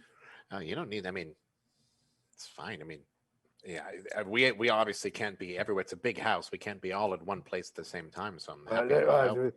We're under the impression that they wanted us. We're here to meet you since our groups are combining in a shared effort, and we were under the impression that the more time spent bonding, the better we're going to work together, which requires us arriving together.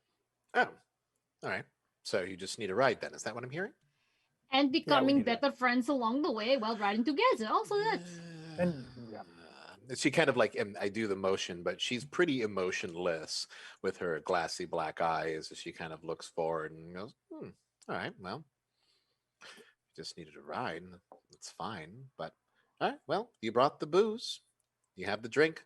Let's all just, she turns back to the other girls. Says, let's just not get too excited tonight since we do have a big day tomorrow.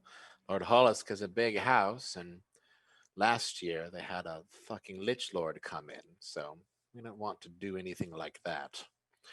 I don't want any of you being off your game. Lord Hollisk is very important, and I'm sure you know this as well too. So anyway, enjoy, drink up, but I don't want to have to peel any of you off the floor tomorrow. She goes and kind of like sits down, and you kind of watch as her black glassy eyes like flip up into the back of her eyes, which are stark white.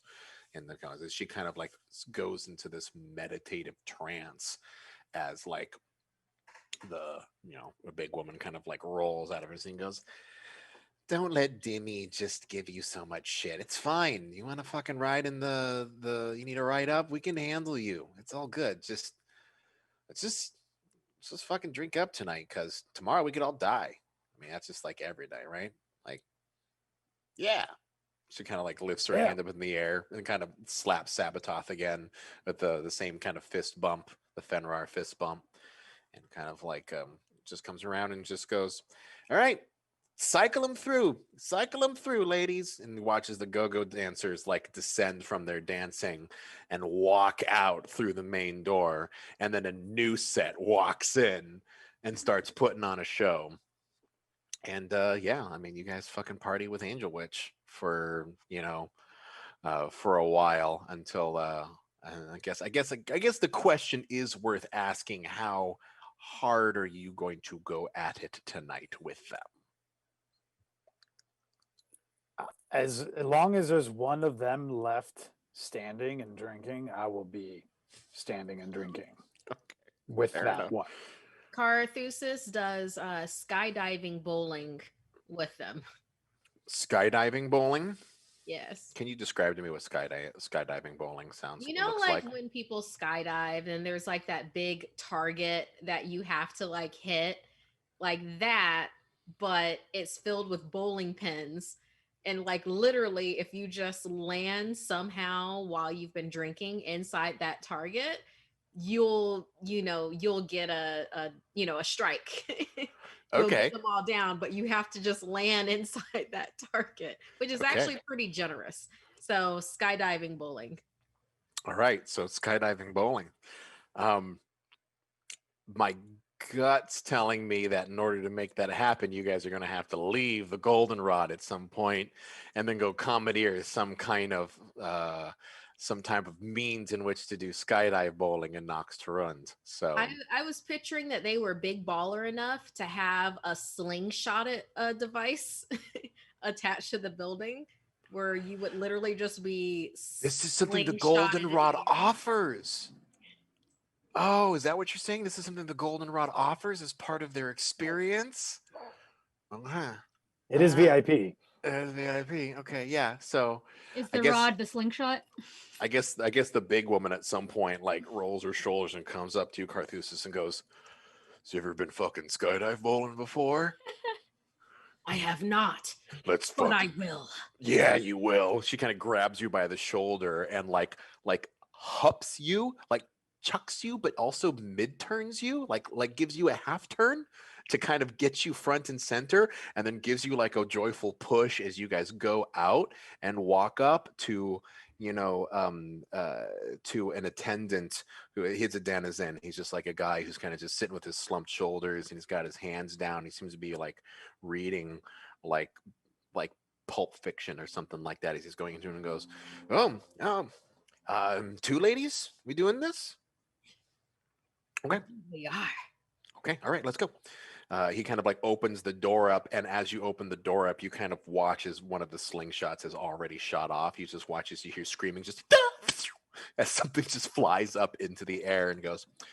All right, so avatars only, no denizens. You're both just confirming, right? You're both avatars. I want all of this. It's gonna come. Don't worry about it. I just need you to kind of. Well, no, okay. You're up next, actually, on deck. So, Brunhilde, are you covering this one tonight, or is she paying too? Brunhilde goes, fuck you, Jimmy. I got this one. And she kind of pulls out two like large. They kind of look like a wolf's teeth, but they're sterling silver. She kind of throws them into the hand and goes, "Go get us some fucking drinks while we're waiting." He goes like, "Oh, okay."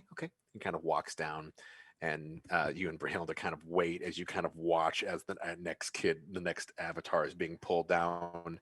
It's this like tiny looking like goblin kind of looking character who's got these goggles, like these giant sky goggles on, and like big wings that are out and open. And it's like, and kind of like looks around and goes, all right, let's go. And he watches it flings out, and as soon as it's flung, you see as these like wings just out at the moment as it becomes like a giant forward-facing parachute, as the avatar just is fling through the air into Skull Mountain, in which the target is literally on the side of Skull Mountain. So you're being flung up and into the mountain basically to make it happen. And Rahuna goes, all right, so I'm assuming you've got some good goo. Make sure that's an easy landing for you. I'm sure you do. I mean, you wouldn't be fucking. I'm riding dry. Riding dry. No Oof. goo. No goo tonight. She like finishes her drink and goes, "Oh, I like your style." And she like takes the belt off that she's wearing and like slaps it down onto the mat, and she was like, let's do it dry. Let's do it dry. Ready for it. So you both load up inside of it, both slings the next time, and she like holds her biceps up next to you and goes like, fucking whole house, and like screams at you as both of you are just flung out of the slingshot as quick as you can, holding on to your holding on to your stuff at the moment, and you just fly like at a variable speed that is very quick. And Carthusis, as you kind of like watch as the mountain gets closer to you, Face is just like just like wind whipping by you as you look into you, like you see you're pretty close. And then blackness as you just like go black. Hold on just a second. Where am I at?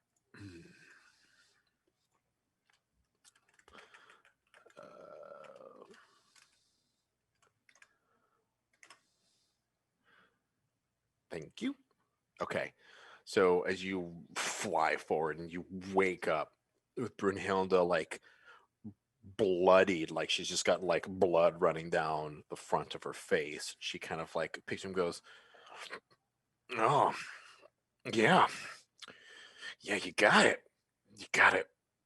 Got it good. And you kind of look and go down and see that you've definitely hit in the mat on the target.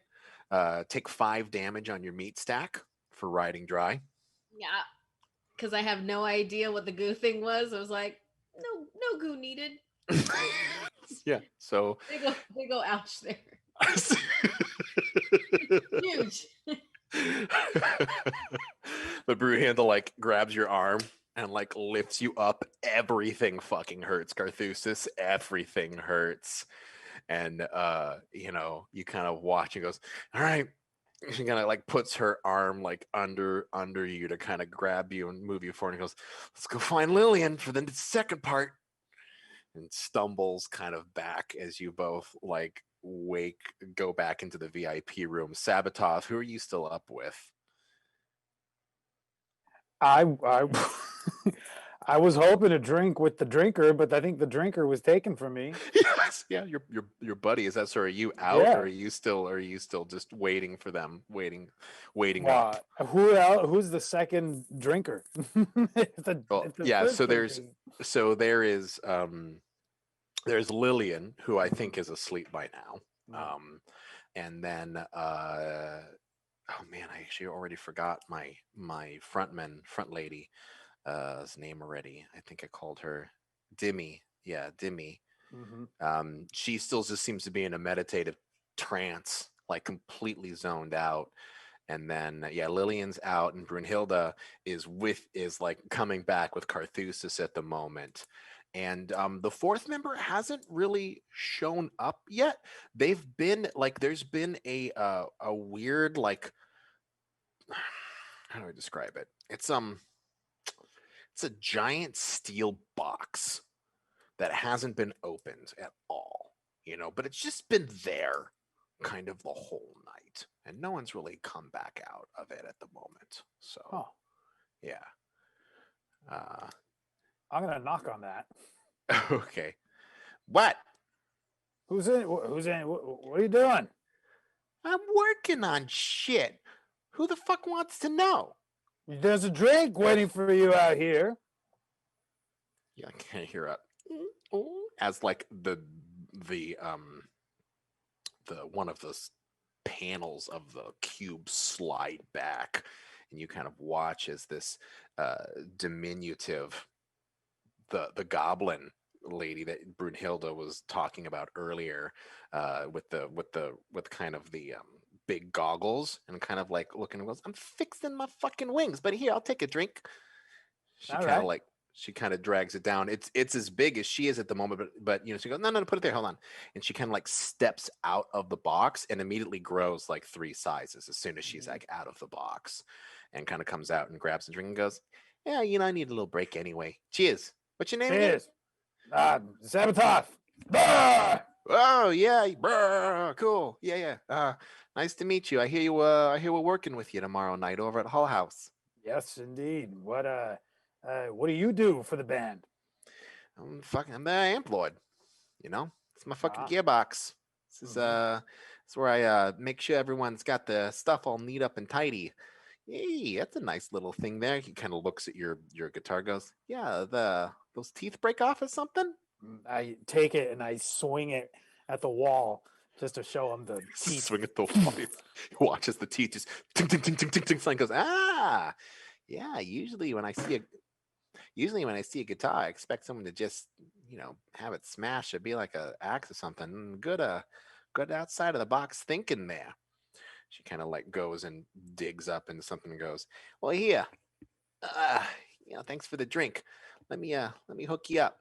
She kind of grabs this like little tiny titanium ball that's around them. This is a specialty of mine. It's a nice little defensive ring. Should you get stuck in something, just run this down and just get away from it, because it'll definitely take out anything that's close to it. But yeah, just in case we need it, I made a couple extra ones just in case. But you can hold on to that. Just say if anyone asks, just say old Bindi put it together for you, huh? Bindi. I take it and I shove it down. Okay, yeah, you don't have to put it down there. Yeah, that's good. You got it. You got it covered. All right. Well, I got a few more things. I tore up my wings doing the slingshot run. It was great, but I got to patch up a few more holes. But Brunhilde comes back in. You slap her around, tell her to go the fuck to sleep, because we got a big day tomorrow, just like Dimmy said. Okay. All right. All right. Anything good. we should know about tomorrow that we should be on the lookout for? It's Hollis he's a bigwig, man. Like he's our manager. He books a lot of the big ones out, but last year it was just a shit show. This fucking lit showed up and started turning people into zombies, and we weren't the only reason that it didn't turn into a fucking like lossing of Hull House situation is because we were scoping out scouting with him, and we were there with the Doom Hammers, and they were we managed to fucking make it happen. I mean, it was bad though. Like, I mean, he had a real rub. I guess he like stole his phylactery or something like that. It was sitting inside of his showcase or something. So anyway, we crushed it. It's done. Wow, So, that's good. yeah. What But about the one that was uninvited this time? Oh yeah, Manticore King or something like that. Mm-hmm. Yeah, whatever. He's a whole bunch of huff, but he'll be fine. He's just got that massive FOMO, right? He doesn't want to come. He doesn't. He's pissed because he fucking drank too much last year and then started pissing in the punch bowl. So Hollix didn't want him coming back this year, because this is a little more of an up. It's not like the Goldenrod here where we can all kind of let loose, little hair down a little bit. Like Hollix has a little bit of a standard, right? But yeah, Manticore just made a fucking ass of himself, man. So, and now he wants to come back, and I mean, no, this is a lot of fine things that I don't think they want to see burnt down inside a Hull House at the moment. All right. Yeah. So anyway, Uh, if you see him, avoid the tail, avoid the breath. Circles tend to work really well because both of those things are kind of forward momentum, right? So you get them from the sides, a little easier. That's a But good tip. as long as no liches show up, it should be okay. Okay. I'm gonna kind of like raise my glass and kind of look at it and wonder if anyone's taking a piss in the drink that I'm drinking, because apparently they do that around here. Yeah. Yeah. I drink it anyway. Yeah, I was just gonna say, who knows? So, Mhm. anyway, Carthusis, Brunhilde, you come back. You're both looking bloodied up, but these VIP rooms, they have crash places, so you all kind of fucking, have pass out for the night unless there's any other party business anyone wants to treat before we go into the morning after kind of a situation. Oh, I do believe Glory spends all night looking for the stage, to which when she does find it and the future band's equipment or whoever's playing that night, she spends a significant amount of time making sure that all of their amps go to 11. Okay, well, that's fine. The good news about being in this world of Ragnarok is that amps don't need to necessarily go to 11. They can go to fucking 20, and it's all glory. So These ones go to 11. they all go to 11. Yes, you crank them all up, and the bards play, and they sing songs of all the favorites. So, all right. Well, the morning comes, despite all intensive purposes to put it off. The morning comes, and Angel Witch kind of wakes up with you. All of you kind of comes up. You kind of get a little nudge in the foot from Dimmy, who's just again pristine and as glassy eyed as ever, and goes, "All right, let's get some breakfast, and we'll go wait for the horses, the griffins." I shall have the Belgian waffles with all of the fruit that is not melon. You go down and basically get breakfast from the Goldenrod, which again, these little VIP booths, why not, right? They go serve up a modest little breakfast. Actually, no, screw it. The Goldenrod will be totally done with it by this stage. Well, those full service avatars, it's fine. You kind of go down and they bring breakfast up because it's Angel Witch's bar. Jasper is actually kind of limping as he kind of like comes in to deliver a couple bags of breads and meats and cheeses and some other breakfast items, and kind of lays them down and goes, hey, good luck out there. It was that was real fun last night. Thanks for letting me hang out. I'll see y'all later. He kind of turns around as it's Hey, don't forget, little one. Today you must live, for tomorrow you may die, because you're very frail and you got injured like super easily by holding the instrument. That was crazy. So how quickly you almost died. And if you do die, let us know, because I would really like to use your head as an ashtray. Oh, yeah. Well, it would be my honor to have my head be an ashtray. Okay. I'm going to go get juice. Kind of, again, walks out and again continues to like favor that bad leg. You guys enjoy a modest breakfast, quiet, as you may be demigods, but booze still hurts. And so does getting thrown into a mountain. They both hurt quite a bit. You kind of all get together. Lillian does take some time to patch up both you and Brunhilde a little bit. Not a whole lot, just 2 points of damage on your meat stack as you kind of like get it together. And then you go outside, and you kind of, as you come out and meet up to where Angel Witch was going to be having the bone griffins come back, you see like a very anxious looking Rat-a-tat who's like tapping a foot, looking around. And as soon as he sees you coming in with Angel Witch, and goes, "There you are. Where the fuck have you been all day?"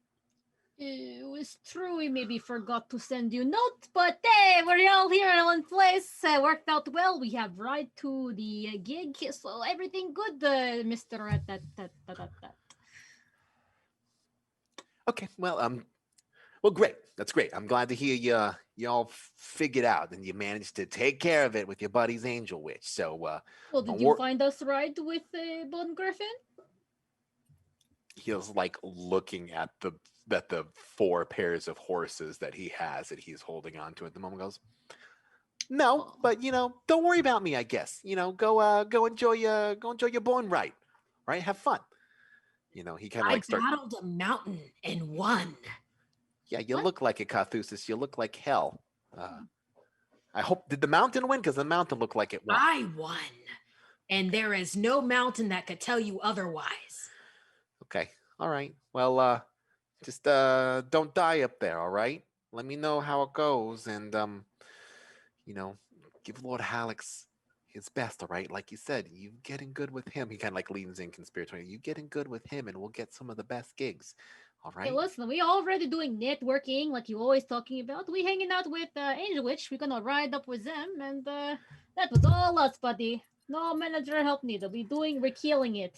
Killing Yeah. it. Okay, good. Then you don't need all the rat-a-tat then. Oh, good luck. And he kind of like bows to like does a little like kind of half-hearted bow over to Angel Witch, who don't even acknowledge him at the moment as they start like lowering themselves into the carriage. And they kind of like look at you and look at the carriage and goes, "Oh, you coming?" I crawl right in. Okay. I As you follow as I moan under my breath about him not bringing my green M&Ms. got it.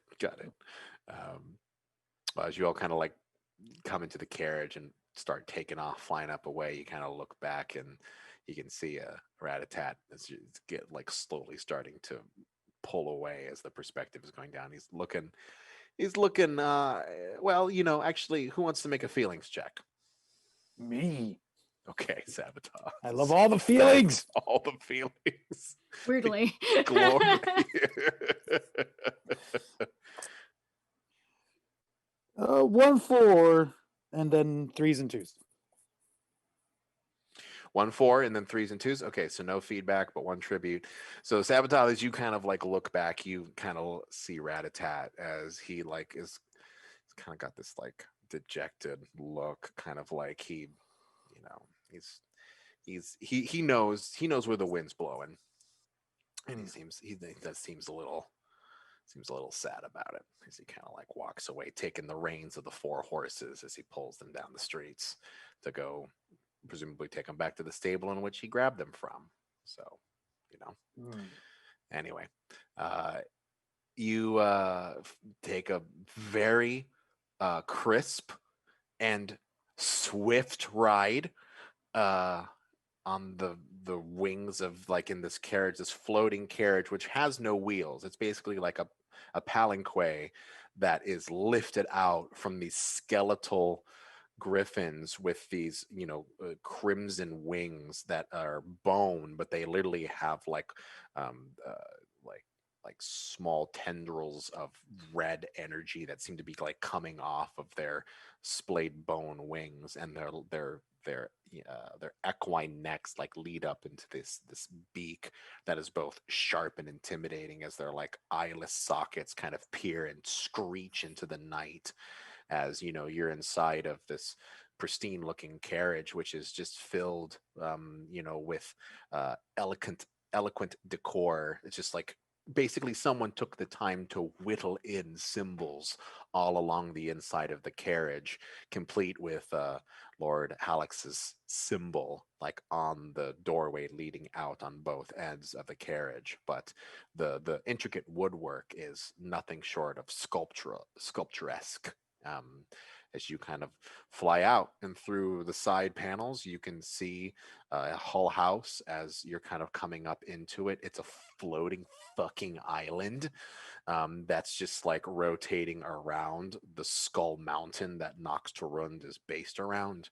And you see there's these giant pillars that are up at various places, at various corners all around. It's almost like a little like well, like there are support pillars that are all around, and you kind of feel this energetic like wave come over you as you pass through the pillars and kind of go into the grounds, which are very well manicured. You can see there's a whole staff of people who are just buzzing around, putting things together. You see there's, butlers and servants and maids who are all gathering plates. You can see they're all putting kind of dishware together as you're in the early parts of the preparation for, the the name of the ball, of which I totally just forgot right now, the Acheron ball. So, and as you kind of like come down, you can kind of swing by and you can see that outside of the main gates, like of the kind of the span that was leading into it, and it's a long walk. It's kind of like a quarter of a mile of just like basically a giant braided rope that is leading out into the mountainside. And at the front gates leading into Hall House, you can see there's a huge group of people who are just waiting in the front of the gates, and you can hear them chanting and screaming as the palanquin with the bone griffins kind of bank around to the side. You can hear them just screaming, "Angel witch, angel witch, angel witch, angel witch," as it kind of swings down and then lands in front of Hull House. And as Angel Witch slowly starts to unload with, everybody else kind of helping unload some of their gear, all of their weapons and all their materials and stuff, just a scream just erupts from the outside of the gate, as everyone is just cheering on Angel Witch as you all kind of exit the carriage with them. I like get infected with their like energy, and I just can't help myself but I start chanting Angel Witch along with them too. Kind of like look, you can like go up and like look at them and Angel Witch, like right in their face. Angel Witch, Angel Witch. Yeah, like they kind of like look at you. I'm like their hype man too, and I'm like, yeah, yeah. Yeah, Demi kind of like shakes her head a little bit as like Bindy's kind of box just gets spider legs and like just kind of walks itself out of the thing. But Brunhilde like audibly chuckles at you as she kind of like gets out and starts unloading various gear and equipment out of the carriage at the moment. So um, yeah, no, everyone like they fucking love it, man. Sabathov, they love it. They're just watching you go to town, and the fact that anyone's acknowledging them is just like the best day of their lives. And as that continues, I'm gonna sort of sneakily include Angel Witch, Angel's Witch, glory skeletons, glory skeletons, glory skeletons, and just kind of like completely monopolize on the build of their energy and just kind of infuse it with our name as well. All right, well, legend smith it up. See if you can steal some of that goo. Any way to aid on this? Because I love it changing to Angel Witch, glory skeletons, Angel Witch. Yes, exactly. Okay, yeah.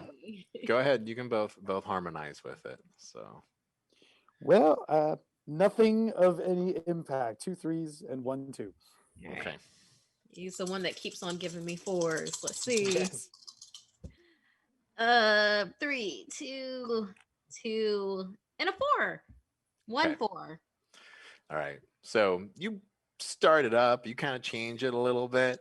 A couple people catch on. They're doing it because you're doing it. But in general, the crowd is keeping the momentum and the pace that they've been doing. They've been excited to see Angel Witch this whole time.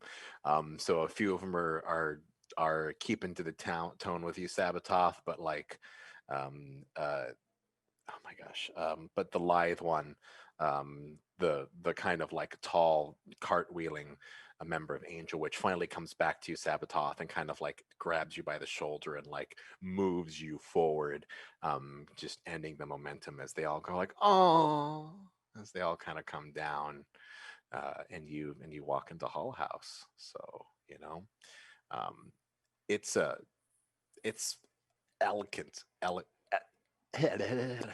it's eloquent. It's this place is definitively a mansion. It's multiple stories. You can see there's several wings, east, west, and then a south wing as well too. It's just kind of built out like someone started with a main building, but then slowly made addition after addition after addition onto it. So the architecture has this real kind of hodgepodge nature of like, oh, I feel like doing this style, and then I feel like going to this style, and there's this different attitude for all the different parts of the house at the moment.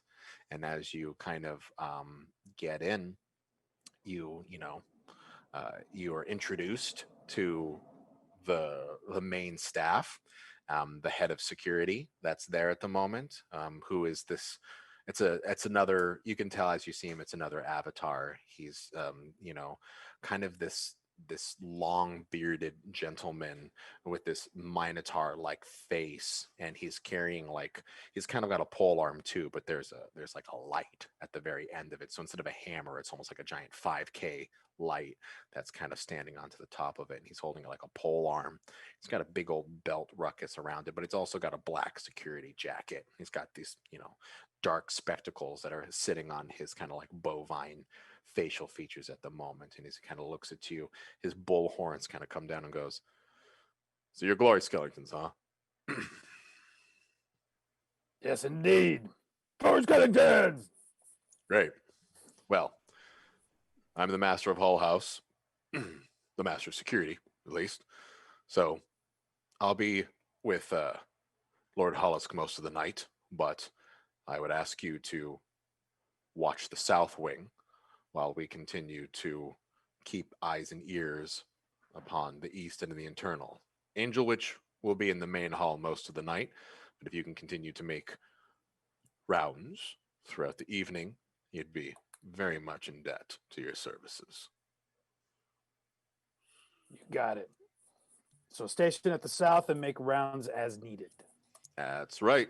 And we are looking for any general bad boys, also maybe a lich, or is there anything specifically we're looking for here exactly? And also Mantle King.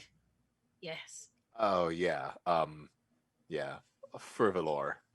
Fervalor's probably gonna show up at one point. He just if he does, let me know, and I'll do my best to get him out if there's time. But if he starts puffing up and making a big show out of it, yeah, no, if you see him, you can just tell him that Lord Hollisk has asked him not to attend this year, and you can just chuck him off the side. He's got wings. He should be fine.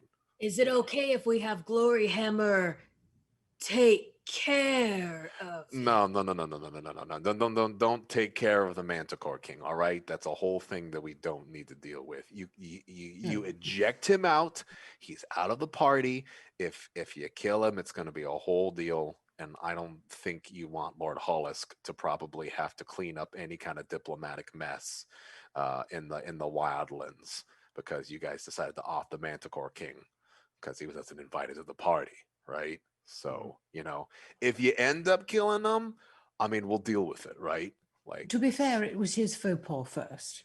sure, right. But the point is, like, if you can avoid it, please, like, you'd be doing me a favor, all right? So you'd be doing Lord Hollisk a favor.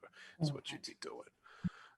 Angel Witch, good to see you. Thanks for coming. He kind of watches, they kind of walk away, coming into it. But it's like, yeah, just, stay around the side, the barriers, the oh God, what do they keep calling it? I can always say they just installed it like last year. I'm always forgetting the damn name. The booby traps? No, the Denkalite, walls. Yeah, the Denkalite walls. Is it booby walls? Yeah, it's like a booby wall. They hit it. We know about it. It hurts them pretty bad. That's how we manage the people coming in and out of the Hull House. So normally they should any kind of like lower loving avatars who are trying to sneak in or other baddies, usually it'll fry them pretty bad. But anything that gets through there is usually pretty tough enough that you don't want to deal with it because and the good news is when they come through, they're going to be pretty crispy anyway. So it's pretty easy to get on them, unless of course you're fucking Asarak, and then you can just demonize the whole thing or whatever the hell liches do, and then just start blasting holes. Thankfully, we don't have to worry about that this year. So I just want to acquire one of these walls. I'd like a small one for home, just for entertainment. now you can go ask the major domo downstairs about that, but I think it involves going and digging up century-old ruins out into the plains of pain, and then reverse engineering the technology with some of the best amp lords in the business. Hey, this guy, Mm. you It's a know. long-term goal. I'm here for this. Yeah, no one's really made it commercially viable yet, you know. So anyway, thanks for swinging in so last minute. I know this is well, yeah, it's a good gig, right? But at the same time, yeah, you probably got some other stuff you were doing at the same time too, right? I was in the middle of figuring out how to make coconut cream pie. Oh, well, if you find any coconuts in Ragnarok, let me know, because I fucking miss coconut cream pie in a big way. I was going to replace coconut with dragon. I do that for most recipes. Gross. That's I. You seem like a nice person, but yeah, fucking gross, man. Dragon meat. Anyway, all right. Well, hey, to each their own. Let me give you a quick tour of the South Side. He kind of walks the grounds with you as you kind of go out to the major parts of Hull House. He doesn't take you inside at all. He kind of just walks you around the major grounds in the vicinity, and they're lavish, lush gardens. Like Nocturne is for all intents and purposes like a very rocky, very broken, terrain feature. Like there is arable land, but it's all kind of wilted and dejected. For some reason, things are very they're not like vibrant like a traditional like English garden kind of a situation, but the fact that anything is growing up here has to be magical. It is just kind of it is the best of what you can offer. And there's giant sculptures. You can actually see that most of the sculptures are these group sculptures of the various bands that Lord Hollisk has represented over the years. And there's this stone garden of all of the different like uh, uh, formidable figures over the course of the years. So yeah, I tell you the stories of these guys, but I'm not the curator, so I'll just make sure nothing gets in, right? But one day, I hope to bank up with one of Lord Hollis's crew, and hopefully he'll let me go and slide in with one of their crew. So that's the long term goal, right? Like you said, a little hammer lady, long term goals, right? So anyway, here's a space. He kind of grabs a necklace and like out of his pocket and kind of hands it over to you. He goes, one of you all can wear this. You press on it and you speak my name, which is Tormanuk. So you just press it and go Tormanuk, and let me know that you're calling me, and I'll do what I can if I rush it, if it's something big, right? But don't press it unless you really fucking need me, all right? Like I said, if Manticore King shows up or something like that, then yeah, let me know. But if you can handle it, I'd prefer not to leave the Lord unless I absolutely have to. Capiche? Sounds good. Are there snacks for us at this place? Mm, I mean, not really. You can you can always grab some food, but you bring anything? We've been Uh, eating dragon cream pie for the past week and a half, and it's not as delicious as it sounds, and it sounds absolutely awful. Dragon The pizza recipe rolls. will get there one day. I mean, I can have some of the boys bring something out, but hey, you're working, not eating, okay? Right. Question: how do we know if someone? Do we check? Are there tickets? Like, how do we know someone is supposed to be I'll here? I'll handle the crew. If they're in Hull House, Mhm. then there should be. If you see anything flying through, that's what you got to worry about. Because everyone it. who's flying through tonight, if it ain't a carriage that's being pulled by one of those bone griffins, then don't worry about it. All right. Oh wait, unless if it's something other than so a carrot's being pulled by those bone griffins, then worry about it. But if it's one of them, then it's fine. Yeah, Okay. yeah. No, but you'll see. There's we got a whole process when unloading and loading people in. We got like hundreds of people showing up tonight, so it's gonna be like the poshest version of the goldenrod on the terminal equinox. It's gonna be just letting you know it's not gonna be quiet. Good. Right. Yeah, so just take care of yourselves. You know, don't go in like this is the thing. Like this is you're working, all right?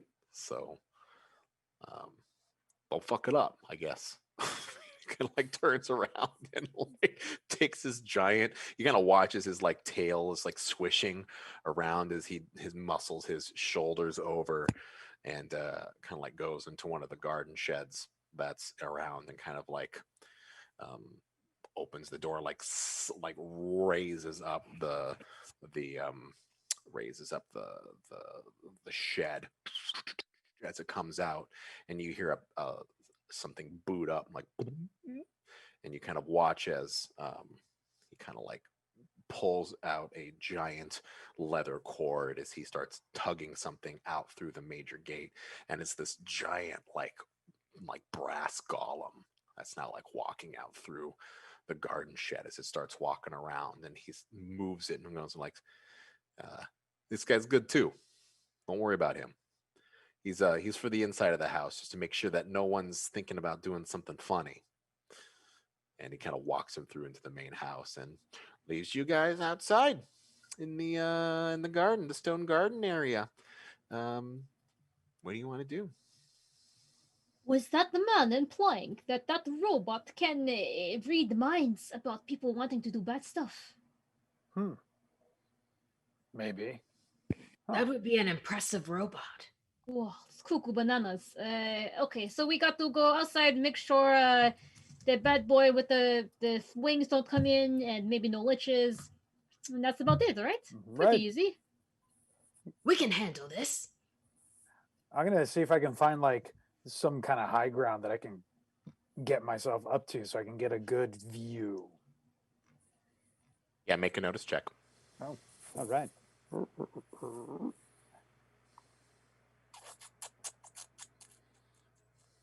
Okay.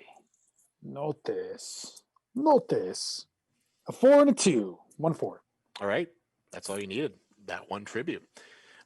So you fight like you look around for a hill or some high ground that you could have stood on, but frankly, your best bet is just to hop on the garden shed, in which the brass golem kind of like walked out of. Because there's enough of a reasonable step, and you're tall enough that you could basically just heave yourself up.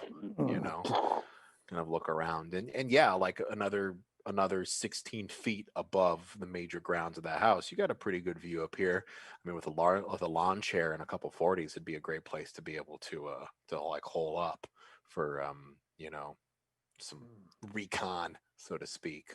But Nice. none of that around. I stand watch and observe. Great.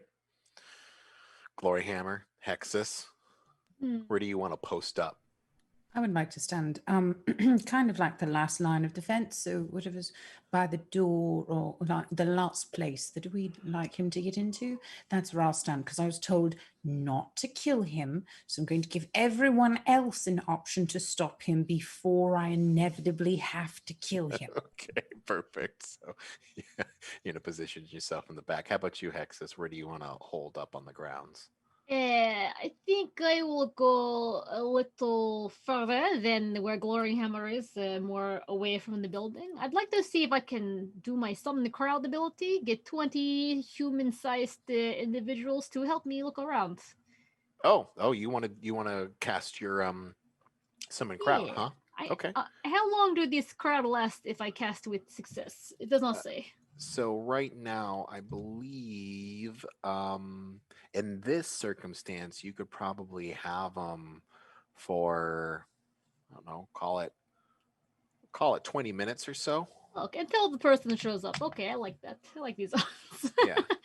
So I roll a one d4. So what you would do is for I'm trying to look at your character sheet. Oh, So it's I on my can see it. accessory. The very Oh, last it is. one. Yeah, but I didn't tell. Let me see what summon Oh. crowd. What skill summon crowd uses. Oh, hold on. Summon crowd. Oh, I didn't assign a skill to it yet. Let's see. How about summon elemental, summon animal, summon crowd? Yeah, I didn't do that yet. So let's call it Magica. Okay, got lots of those. Okay. 1, 2, 3, 4. Yoop. Oh lord. That's a 4, a 1, a 3, and a 3. Oh, look, 4, a 1, a 3, and a 3. Okay, so Yes. 1 tribute, one feedback. feedback. All right, so mark your feedback. Mhm. So describe to me how you summon your crowd, and what do they look like? I reach back behind my hair onto my secret spine that no one knows about, and I play like as if I'm playing keyboard, like Kind of tap on your vertebrae. small. Make a small sound, only I can hear. It's very muted, and it says, "Come, little children, to the con party. Gonna have a good time. Help out the hexes." And then they spring forth from my bones. From your bones. All right. Are they tiny little people, or what type of crowd They is it? Is they're it a crowd little. of what? Oh, okay. They like crowd of let's see, what do they say? This is from alligator lizard spine. So a bunch They're of like lizard men? yes, they lizard men. There's Okay. lizard men, lizard women, lizard non-binary. We don't know. Yeah. Yeah. Okay.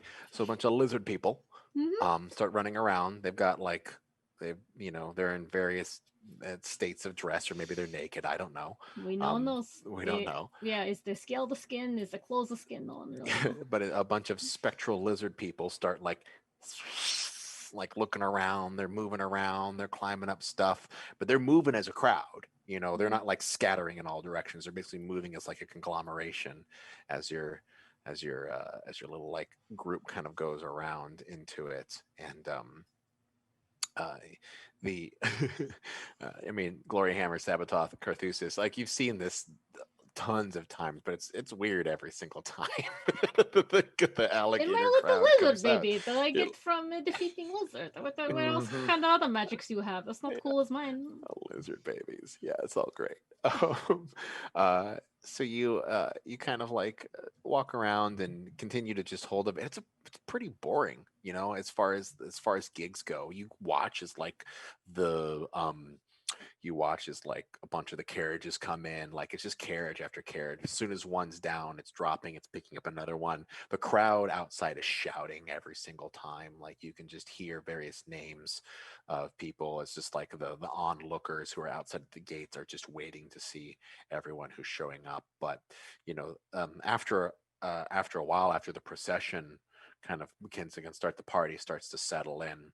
You see a couple of people who are randomly coming out into the gardens, but the night's starting to get into a full swing. A couple. I mean, and it hours ago, your little gator crowd was running around, but not a whole lot. Not a whole lot of stuff to really view on. They definitely found various little hidey holes and places, and they told you about all the different places that you could easily go and get a snack in, or like dive away. But they kind of gave you a little bit of a layout of the area a little bit, if that should be something that's interesting moving forward. Okay. And yeah, it's kind of a calm, quiet night. A couple people come out. They look at you. Some people just try to, denizens who are just dressed up real nice, like they they think you're a part of the party and they want to chat you up a little bit. But it isn't until early into the evening, after the festivities have begun, that you start to hear the screaming. And the screaming isn't in a joyous party kind of fashion. It is very much a screaming because people are terrified inside. You hear that? Are we allowed to go inside? I'm pretty sure that Tormanok said not go inside. Should we necklace Tormanuk and tell him ask him what the hell's going on? You're gonna activate it? Yeah. Say his name? Yes. So, all right. You kind of hear a gurgling sound as like something coming from the ground, and no words are coming out, but you can hear the clear sound of someone Dying. drowning in their own blood. Oh. Yes. Come back on the other side. We're under siege. If we want to go in, Carthusis will call on their veggie friends to defend the South Wing. We should do that and help them because they're dying. I'm gonna jump off of where I am. I literally mean Carthus's howler ability with the electric rock flute to create a wild growth of plant stuff. Oh, you want to do your plant stuff? Yeah, in a 20-foot diameter. I love that I called the ability plant stuff because I just can't think of a better name for it than just plant stuff, you know? Okay, so I think that's a wilds, right? Yeah, I would assume it is. I've got Okay. a plant stuff 1 in wilds, and then I've got a 2 in wilds with skills. So would that be a 3 or? That'd be a 2. You'd roll That'd wilds. be a 2. Yeah, Okay. so roll wilds. Cool. All right. Plant some plant stuff down.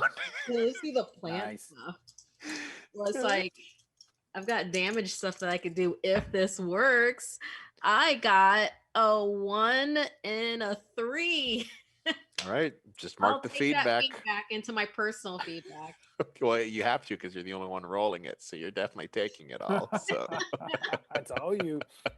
all right, so you attempt to make some plant stuff happen, and instead it's kind of like you just kind of watch as the stone wall just like grows moss, and it just kind of does it just like just like a bunch of moss just like pops out of the side of the stone garden shed instead. I've eaten too much dragon. I told you. Yeah, too many dragon bites. So yeah, so I mean, are you going to continue to stay out here trying to do more plant stuff, or are you guys going to go inside? Oh, moving in. Yeah. Yeah, Gloryhammer would like to slide right into the door behind her as soon as all of this starts going down to see what she Okay. can see. So I guess Boy. I'd be last in because I tried to be I so tried to put something. So I'm the last one in. Yeah.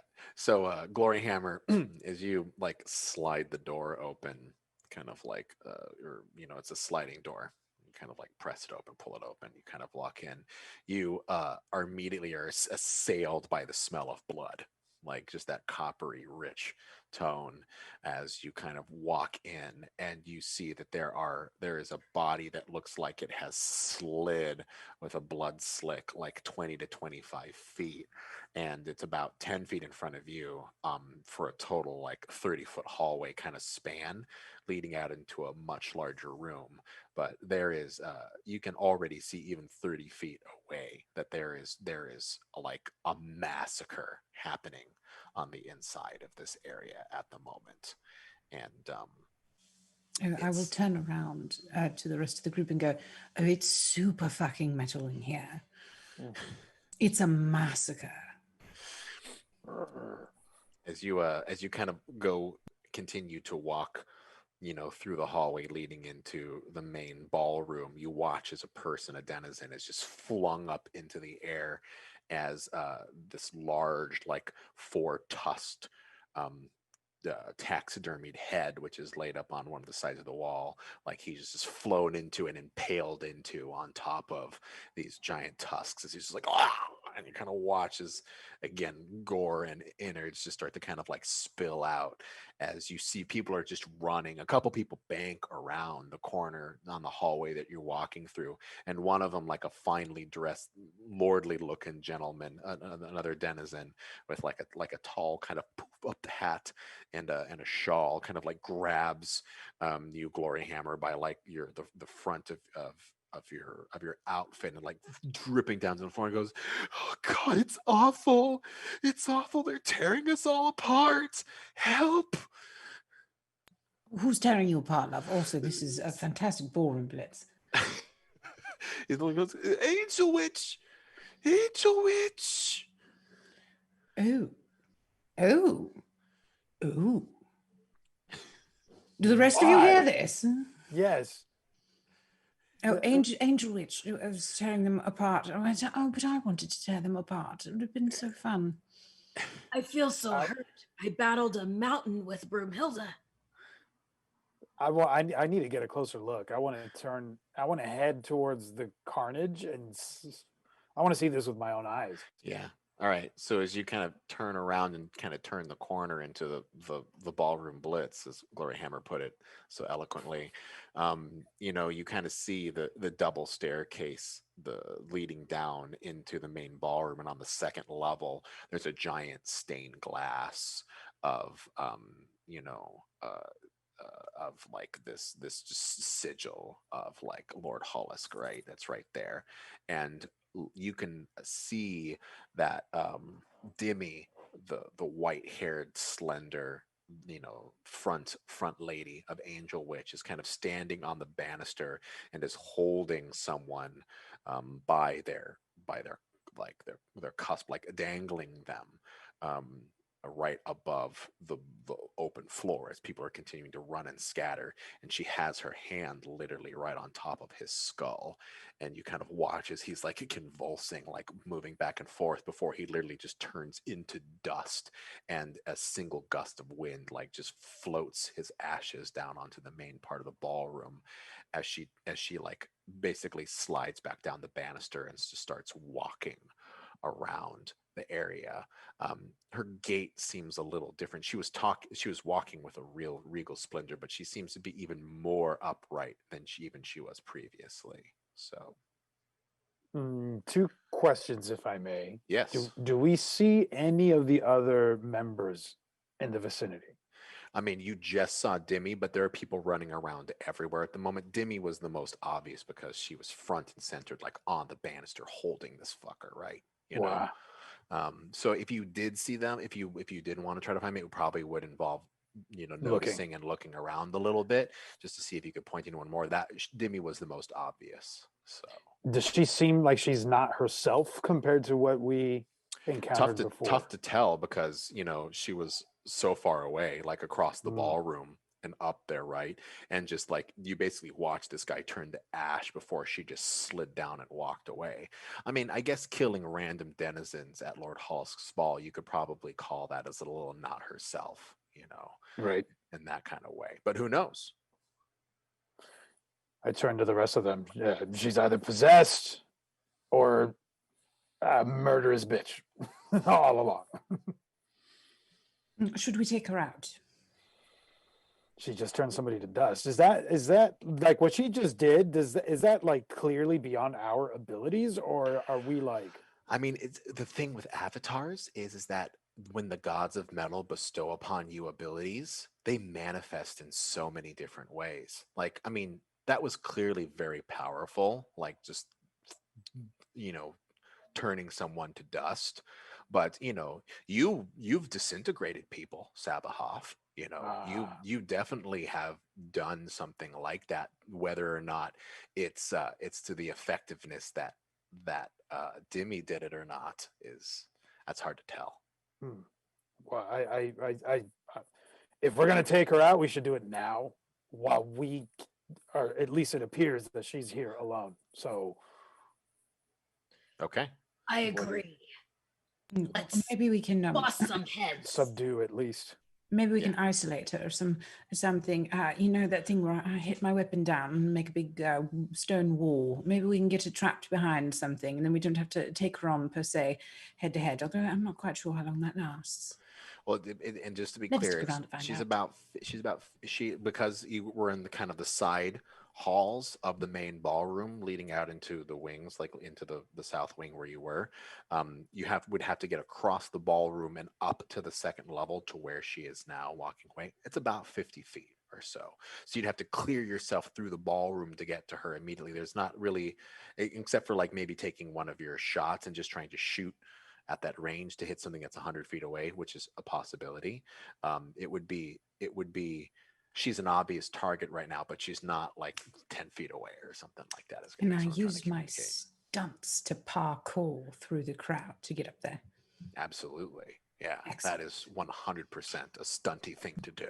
So the question is, you want to basically like start hopping on heads to get to clear as much distance as possible from where you are to Demi. Oh yes, crowd surfing, running on people's shoulders, jumping on heads, all of that. All of that. Okay. Yeah. Roll stunts. Hexus, Sabototh, Carthusis. What do you want to do? You guys first, because what I do might depend on what you guys do.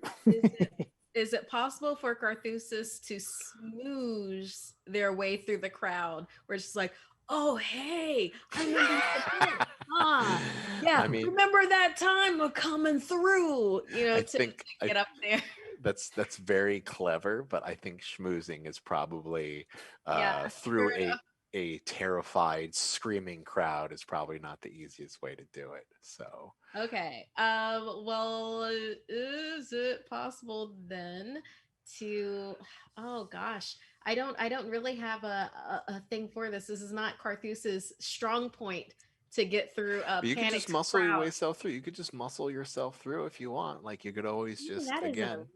yeah, we'll go ahead and go with that. It's not a strong point, but we don't know how the dice will decide. So That's all right. So True.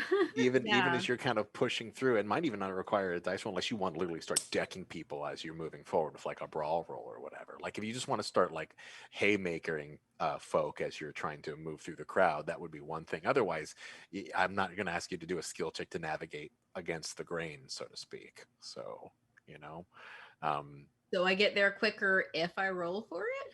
you get there quicker if you start knocking heads on the way. Yeah. So, you know, or whatever else. What's However, everybody else doing?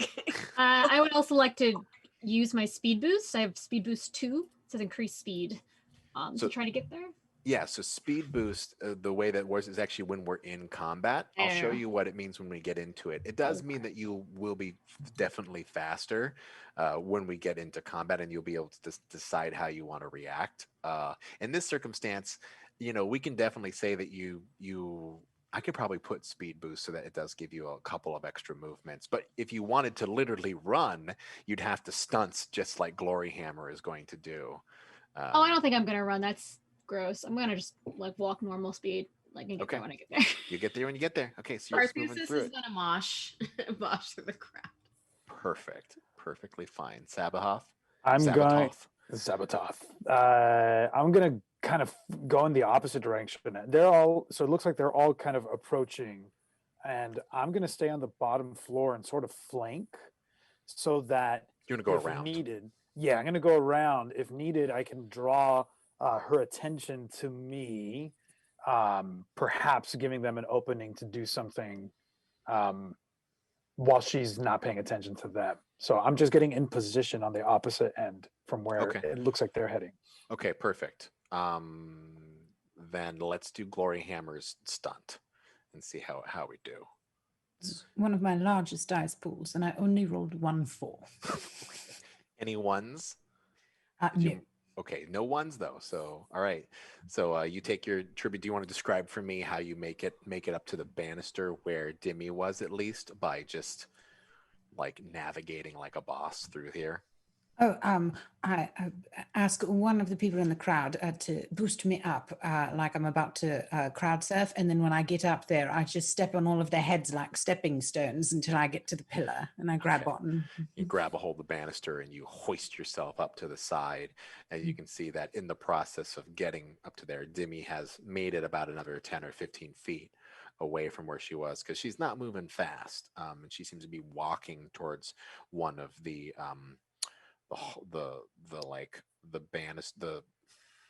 the balconies. That's what I'm getting at. Balconies leading into more side rooms from the main ballroom. She's kind of coming around the main banister area on the balcony, and is moving around as someone literally tries to run by, like try to like just scared, like kind of like try to avoid her attention. You kind of watch as she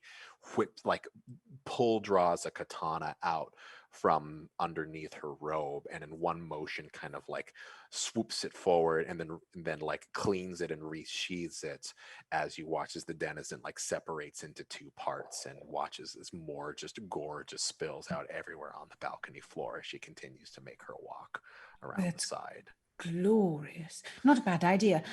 Is there someone that I can see, like another one of our party members that's close down on the floor, that I might be able to lower my hammer and bring another one of us up, like Oh, just by pulling someone up? Yeah, if you want to wait and not pursue Demi as she continues to move along the balcony, you can stay there and like bring probably Hexus and Carthusis up, since they're both making their way through the crowd at the moment. Do I feel like if I do that she's moving slow enough that I will still be able to keep my eye on her in that time, or do I feel like I might lose her around a corner if I do that? I mean, there's a chance like she could go through a door while you're turning, and you could lose her, but you'd have a pretty good idea at least where she was going potentially. So I've got eyes too. I'll try to at least help one of them up. okay, all right. Who wants to get boosted up first? Hexus, Carthusis? I could throw my hair up there again, unless Carthusis has a better plan. No, I think Hexus definitely would, because Carthusis got double ones on bashing through the crowd. So, Yeah, double feedback. There's that. So as you're attempting to mosh, you're feeling all the counter energy of the people like slamming against you, to the point of where you're actually attempting to try to hit people, and you're not even avoiding the best case. You're not even doing the path of least resistance. You're slamming into people intentionally, hoping that they will move, but instead you're just getting wave after wave. And as you're like kind of shoving people aside and kind of moving things forward, you do see like a small kind of lithe form kind of cartwheel out into the main part of your vision in front of you, as you feel a rope like wrap around your neck as it comes into it. So now we can go into combat. Oh, We can start into there. So, because at least one of them has engaged you at the moment. Man, it's gonna be tough. Yeah, but it's okay. I do want to showcase combat a little bit as we get into it, but I may have to tell Nox that we're gonna have to do this again next week, because I don't think I could stop here. So in fact, let's combat do it. begins, and that's it. Combat begins, and thanks everyone. Tune in next Fade week. to black. Yeah. Which is exactly where we are with 5 minutes, but. I'm actually going to do it. I'm actually going to say I'm going to tell the crew that we're going to pick this up, because I feel like starting a whole thing of it right now is just going to be so tough. We're gonna call it a little early tonight, folks, because this is just the right place to get into it. I know it's so tough, and just starting it would just be agony to put you through even around the combat at the moment before we get into it. But I will talk with Nox, and I will tell them that we need to make some more time to finish this up. Yay! I want to use my saber-tooth fang Ding ding guitar dong. thing. I know, we're ready to Yeah. go. Bangarang. Bangarang, right? Sorry, Well, boomerang. Bangarang. it's like just all I can think of is of course Hook, and then also the Skrillex right afterwards mix when it comes to Bangarang. Well, thank you everyone for rolling this session with me today. This was super different and super fun. I've been running a lot of combat scenarios in this game, so it was nice to get a little 3-hour social hour with you all. That's how we And do. I don't mind asking, since this is a whole a first look into it, but anyone out there who is like, if you have feedback, if there's things you like, I mean, go out there, all of you viewers who are watching, and something like, let us know. Did it feel good? Like, did you like where the progress of things were going? Did it feel like people were doing some cool things and making good choices? We're keeping an open play test, so if you feel like it's something you want to beta test in the future, and this is a system you'd be interested in either running or playing, make sure that you contact us and let us know that you want to keep doing it, because we are going to be rolling up a kind of an open blind play test here sometime around the Kickstarter, or even shortly before the Kickstarter, as we have more rules finalized, and we need you to go out there and break them all. So, as is the joy of game design. So, but you all know and love them anyway. But let's all do our rounds of who we are, stuff you've got going on. Let it all out, and tell me what your favorite moment was. I'll be that guy. Like, tell me what was a fun moment for you today on this session. So, Hexus, you can start. Oh, hey, I've been your weirdo, slightly Eastern European Hexus metal band member with a bunch of hair, Michelle. I didn't know that hair was going to be so important to my whole character until I started talking about it. It just became all of me, and I was like, great, this is not the plan, but there was no plan. The best plans are no plans. I actually really liked how that evolved, where I just was like, talk about your outfit, and then I was like thinking about what I would take from people who have wronged me, and I was like, hair's cool, and then it just like went out of control. I love it. I think my favorite part of this game is how you can just take something little and dumb, and it just becomes like all encompassing and everything that you're based on. It's literally the seed of your character that germinates into your full conception. It's cool. I like it. I was into that, and that's not just this game, but yeah, I think it's fun, and I think I'm really excited to try combat next week if we're allowed. Combat. We'll get into that. So, okay, Glory Hammer, aka May. Yes, I am melee damage. You can find me on all the socials at whatever they are /melee damage. Yeah, I do. I'm a musician by trade, first and foremost. I got a new single that's out called Mothership. You should check it out. It's on all the things, iTunes, Spotify, and a music video coming out soon. Awesome. You can catch me here every Tuesday with all of these wonderful people doing like the most amazing games ever. And it's wonderful. And you should totally come back every week and watch us do cool stuff. And then Wednesday, tomorrow, I have a show called Denver by Night, which is vampire. And Thursday, I do D&D Dark and Wish. Catch me on all that stuff. I think my favorite thing about tonight was honestly absolutely all of it, because I love this game, because I just love like Spinal Tap and Tenacious D, and like this really is my aesthetic. So like I just absolutely love this game, and I'm so excited that we get to do this for another week next week. That makes my tiny little heart very, very happy. So thank you, Ivan. You're welcome. I'm so glad you're enjoying it. It validates the fact that I wanted to make this game a little bit, because I've been a heavy metal kid ever since I was in high school, and I looked at all the heavy metal games. I'm like, this isn't the heavy metal game that I want. I guess I gotta make the heavy metal game that I want. So, Sabatov. That's me. Hey, I'm Luis Carrazzo on Twitter, Facebook. Nobody uses Facebook really, but Instagram. Just my name, Luis Carrazzo. You'll find me on those things. I got a short film that's like making some rounds that we just got a pretty cool review about. What's it called? Oh yeah, of Hearts and Castles. Oh, cool. And it really is like they shot it really. It's so pretty to watch, and it's so beautifully scored. We have an Academy Award nominee like composer, and oh, wow. This dude from Spain I should know his name. I should be able to be like this guy, but I don't right now. And a couple TV shows that if you guys wanted to watch that I was in last season, NCIS LA episode is called Provenance. SWAT. The episode for SWAT is called Diablo, because I play El Diablo in SWAT. Favorite moment. Yeah, I think you guys kind of had me as soon as like Glory Hammer is like, I'm gonna punch a hole through the ground and pull her up, and I was like, oh, okay, yeah, but this is that party. This is what this is, and I was like, okay, cool. So that was like the beginning of a series of moments where I was glad I was muted, because I was just cracking up. Well, good for you, man. Good. I mean, good for getting some solid TV roles, and good for you for rolling with our unique brand of role play tonight. So thank you. Sure thing. Thank you for bringing it. That's what I do. And having me on board. You can find me on Twitter and Instagram at Markia McCarty. here on Twitch at Dark Markia. Basically Markeia in places. My face is on there. Then see that. Yeah, my podcast, Something Scary. We do animated horror episodes every Tuesday. It's a weekly podcast. And then also I do more stories for the podcast as an audio podcast. And it's fan submitted stories that we adapt.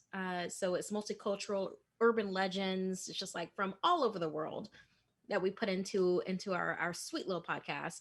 You can find that on youtube.com/snarled, or wherever you find podcasts, you will look for Something Scary. And then also you can see me here on Fridays with Hunters Entertainment doing a recap of this, where we'll have like metal moments that we'll be doing, and doing a revisit on Alice is Missing with Spencer Stark. We'll be doing that this Friday. Yay! Yes. Love him. Yeah. Well, oh my gosh, he's like a Build-A-Bear of happiness, and I like want to put a everything tux on him. good from 2019 before 2020 happened. That's what Spencer Stark is. Yeah, Spencer is. I like that he's a build a bear of creative love, joy, and happiness. And you can put a little voice box in him to have him say whatever you want. You just put the voice box in him, and my he has God. to say it. It's like Spencer awesomeness. But yeah, I mean, like favorite moment. I mean, Luis like totally voiced it, where it's just like, instead of taking the stairs, it's like, boom, hey, you've got to get up in all of this up here. Then that was the moment for me. I was like, I know what this is. I'm so proud. I'm so proud that all of you jumped in literally head first, especially when it came to you, Luis. Just choosing that this is how we do it. This is how we get the party started. We're going in through the hole. So it's all glory. Well, thank you everyone for taking the time to come play. Obviously, you can check out more about the game. Join us on our Discord if you haven't been there. Thank you to all of our mods and our crew. As always, JB sitting there with the doot doot doot buttons, doing the doot doot doot work, making sure we all look nice instead of just standing here staring at you in one mortis for 3 hours. So props to that.